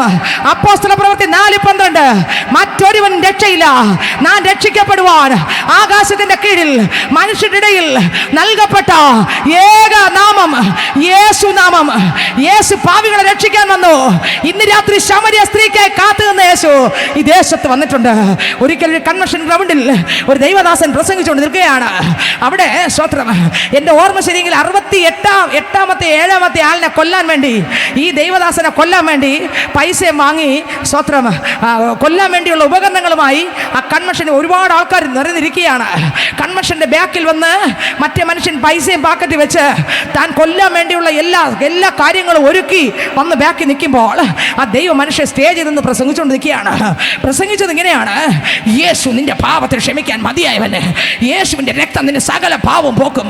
ഇത് കേട്ടുകൊണ്ട് 67ാമത്തെ കൊലയാണ് ഈ കൊല. ഏത്? ഈ ദൈവദാസനെ കൊല്ലാൻ പൈസയും വാങ്ങി വന്ന് നിൽക്കുകയാണ് ബാക്കറ്റത്ത്. എന്നാൽ ആ പ്രസംഗിച്ചുകൊണ്ട് നിൽക്കുമ്പോൾ ആ പ്രസംഗത്തിൻ്റെ ഇടയ്ക്ക് ബാക്കിൽ നിന്ന് ആ കൊല്ലാൻ വന്ന് പൈസയും വാങ്ങി നിന്നവൻ ഫ്രണ്ടിലോട്ട് കടന്നു വന്നിട്ട് ചോദിക്കും, സ്റ്റേജിൻ്റെ താഴെ നിന്ന് ആ പാസ്റ്ററോട് ചോദിക്കും, ഏയ് പാസ്റ്ററേ, എൻ്റെ പാക്കറ്റ് കണ്ടോ? എൻ്റെ കയ്യിലിരിക്കുന്ന ആയുധങ്ങൾ കണ്ടോ? താങ്കൾ എൻ്റെ അടുത്ത ഇരയാണ്. ഞാൻ പൈസ വാങ്ങി താങ്കളെ കൊല്ലാൻ വേണ്ടി വന്ന ആളാണ്. താങ്കൾ 68ാമത്തെ, എൻ്റെ വാക്ക് തെറ്റിപ്പോവും, അതുകൊണ്ടാണ് ഞാൻ പറഞ്ഞു തെറ്റ് വന്നു വിടാ. എത്രാമത്തെ ആളാണ് താങ്കൾ? താങ്കൾ പ്രസംഗിക്കുന്ന യേശു ഈ 67 കൊന്ന എന്നെ, എൻ്റെ പാവത്തെ ക്ഷമിക്കാൻ താങ്കൾ പ്രസംഗിക്കുന്ന ഈ യേശുവിനെ കൊണ്ട് കഴിയുമോ? സകല ജനങ്ങളും ഈ മനുഷ്യൻ അല്ലറി വിളിക്കുന്നത് കേൾക്കുകയാണ്. പാസ്റ്റർ തട്ടി നിർത്തി പറഞ്ഞു, മിണ്ടായി മതിക്കുന്നില്ല, പിന്നെ ഞാൻ സംസാരിക്കാം, പ്രസംഗം കഴിഞ്ഞിട്ട് സംസാരിക്കാം. വീണ്ടും ഈ മനുഷ്യൻ ഉറക്കെ വിളിച്ചു പറഞ്ഞു, ഹേ പാസ്റ്റർ, 67 കൊന്ന കൊലയാളിയാണ് ഞാൻ. നീ പ്രസംഗിക്കുന്ന യേശുവിന് 67 കൊന്ന എന്നെ, എൻ്റെ പാവത്തെ ക്ഷമിക്കാൻ കഴിയുമോ? പാസ്റ്റർ എന്ത് പറഞ്ഞിട്ട് നിൽക്കത്തില്ല. അവസാനം പാസ്റ്റർ പറഞ്ഞു, ക്ഷമിക്കാൻ പറ്റും. നീ ഏത് പാപം ചെയ്തിട്ടുണ്ടെങ്കിലും ഇന്ന് രാത്രി ക്ഷമിക്കാൻ പറ്റും. ഈ മനുഷ്യൻ അവിടെ കയറി പ്രസംഗം തീരുന്നത് വരെ അവിടെ വീണ് കിടന്നു. പ്രസംഗം കഴിയുമ്പോൾ സ്വത്രം പോലീസും സകല ജനങ്ങളും ഓടിക്കൂടി. പോലീസ് കൊണ്ടുപോകുമ്പേ പാസ്റ്റർ അടുത്ത് പോയി പ്രാർത്ഥിച്ചു. പാസ്റ്റർ മുമ്പിൽ താഴെ കർത്താവിൻ്റെ മുൻപിൽ വീണ് കിടന്ന് അയാൾ പറഞ്ഞു, ഞാൻ പാവി, ഇത്ര എണ്ണത്തിനെ കൊന്നു. പക്ഷെ പാസ്റ്ററെ അങ്ങേയും കൊല്ലാനാണ് ഞാൻ ഈ വാളുമായി ഇവിടെ വന്നത്, ഈ കത്തിയുമായി വന്നത്. പക്ഷേ എനിക്ക് കൊല്ലാൻ പറ്റിയില്ല. എന്തുവരെ കൊല പുള്ളിയാണ് ഞാൻ. എൻ്റെ പാവത്തെ കഴുകാൻ നീ ഒന്ന് നിൻ്റെ യേശുവിനോട് പറയുമോ? അയാൾ അലറി വിളിക്കുമ്പോൾ ഈ ദൈവ മനുഷ്യൻ അയാൾക്ക് വേണ്ടി പ്രാർത്ഥിച്ചു. യേശുവിൻ്റെ രക്തം അയാളുടെ മേൽ വീണു. അയാളുടെ സന്തോഷമായി. അയാളുടെ ഹൃദയത്തിനകത്ത് ആനന്ദം കൊണ്ട് നിറഞ്ഞു. ചാടി എഴുന്നേറ്റ് നോക്കുമ്പോൾ പാവമോചിക്കപ്പെട്ടു, സ്വർഗത്തിൽ പേരെഴുതപ്പെട്ടു, അയാളുടെ ജീവിതം മാറി. പക്ഷെ നിൽക്കുമ്പോൾ തൊട്ടപ്പുറത്ത് പോലീസ് നിറഞ്ഞു നിൽക്കുകയാണ് അറസ്റ്റ് ചെയ്യാൻ. രണ്ട് കൈയും ഇങ്ങനെ കാണിച്ചു കൊടുത്തു, ഇതാ അറസ്റ്റ് ചെയ്തോ, ഞാൻ കൊലയാളിയാണ്. അറസ്റ്റ് ചെയ്ത് കൊണ്ടുപോയി സ്റ്റേഷനിൽ കൊണ്ടുപോയി തെളിവെടുക്കുമ്പോൾ ഇയാൾ പറഞ്ഞു, ഇന്ന വീട്ടിലുള്ള ഇന്ന ആളിന് എല്ലാ അഡ്രസ്സും പറഞ്ഞു കൊടുത്തു. അതിലുള്ള ഒരു പോലീസ് പറഞ്ഞു, സാർ ഈ മനുഷ്യന് ഭ്രാന്താണ്, സ്വത്ര ഇയാളെ നമ്മൾ കൈകാര്യം ചെയ്യണ്ട, ചുമ്മാ ഇയാളെ ശിക്ഷ വിധിച്ചിട്ട് നമ്മളും കൂടെ കൊടുക്കും, അതുകൊണ്ട് ആ കേസിനെ വലിച്ചു കീറിയിട്ട് അയാൾ അങ്ങ് വെറുതെ വിടാൻ. ഈ മനുഷ്യൻ പറഞ്ഞില്ല, ഞാൻ കൊന്നത് സത്യമാണ്, ഇത്രാം തീയതി ഇന്നടുത്ത് വെച്ച് ഇന്ന ആളിനെ കൊന്നു, ഇത്രാം തീയതി ഇത്ര ലക്ഷം വാച്ച് ഇന്ന ആളിനെ കൊന്നു. എന്നാൽ പോലീസ് തന്നെ പുറത്തിറക്കി വിട്ടു. നോക്കിയേ, സ്വർഗത്തിൽ ഇളവ് കിട്ടി, ഭൂമിയിൽ പോലീസ് സ്റ്റേഷൻ ഇളവ് കിട്ടി, എന്നിട്ട് സ്വസ്ഥതയില്ല.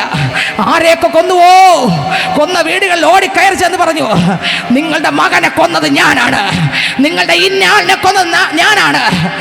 ഈ മനുഷ്യൻ പോകുന്നതിന് മുൻപേ ആരുടെയൊക്കെ വീടുകളിലുള്ള ആളിനെയാണോ കൊന്നത് അവരുടെ ഹൃദയത്തെ ദൈവം മാറ്റി.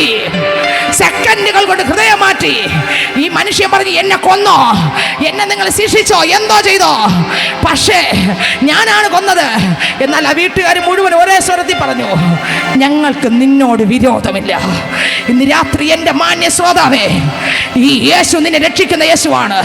നിന്റെ ഏത് പാപത്തെയും കഴുകുന്ന രക്തം, യേശുവിൻ്റെ രക്തം. ഇത്ര വലിയ രക്ഷയെ ഗണ്യമാക്കാതെ പോയാൽ താങ്കൾ എങ്ങനെ തെറ്റി ഒഴിയും? എല്ലാമുണ്ട്. മൂടാ, ഇന്ന് നിന്റെ ആത്മാവിനെ നിന്നോട് ചോദിച്ചാൽ നിന്റെ സർട്ടിഫിക്കറ്റ് നിന്നെ രക്ഷിക്കുമോ? നിന്റെ സമ്പത്ത് നിന്നെ രക്ഷിക്കുമോ?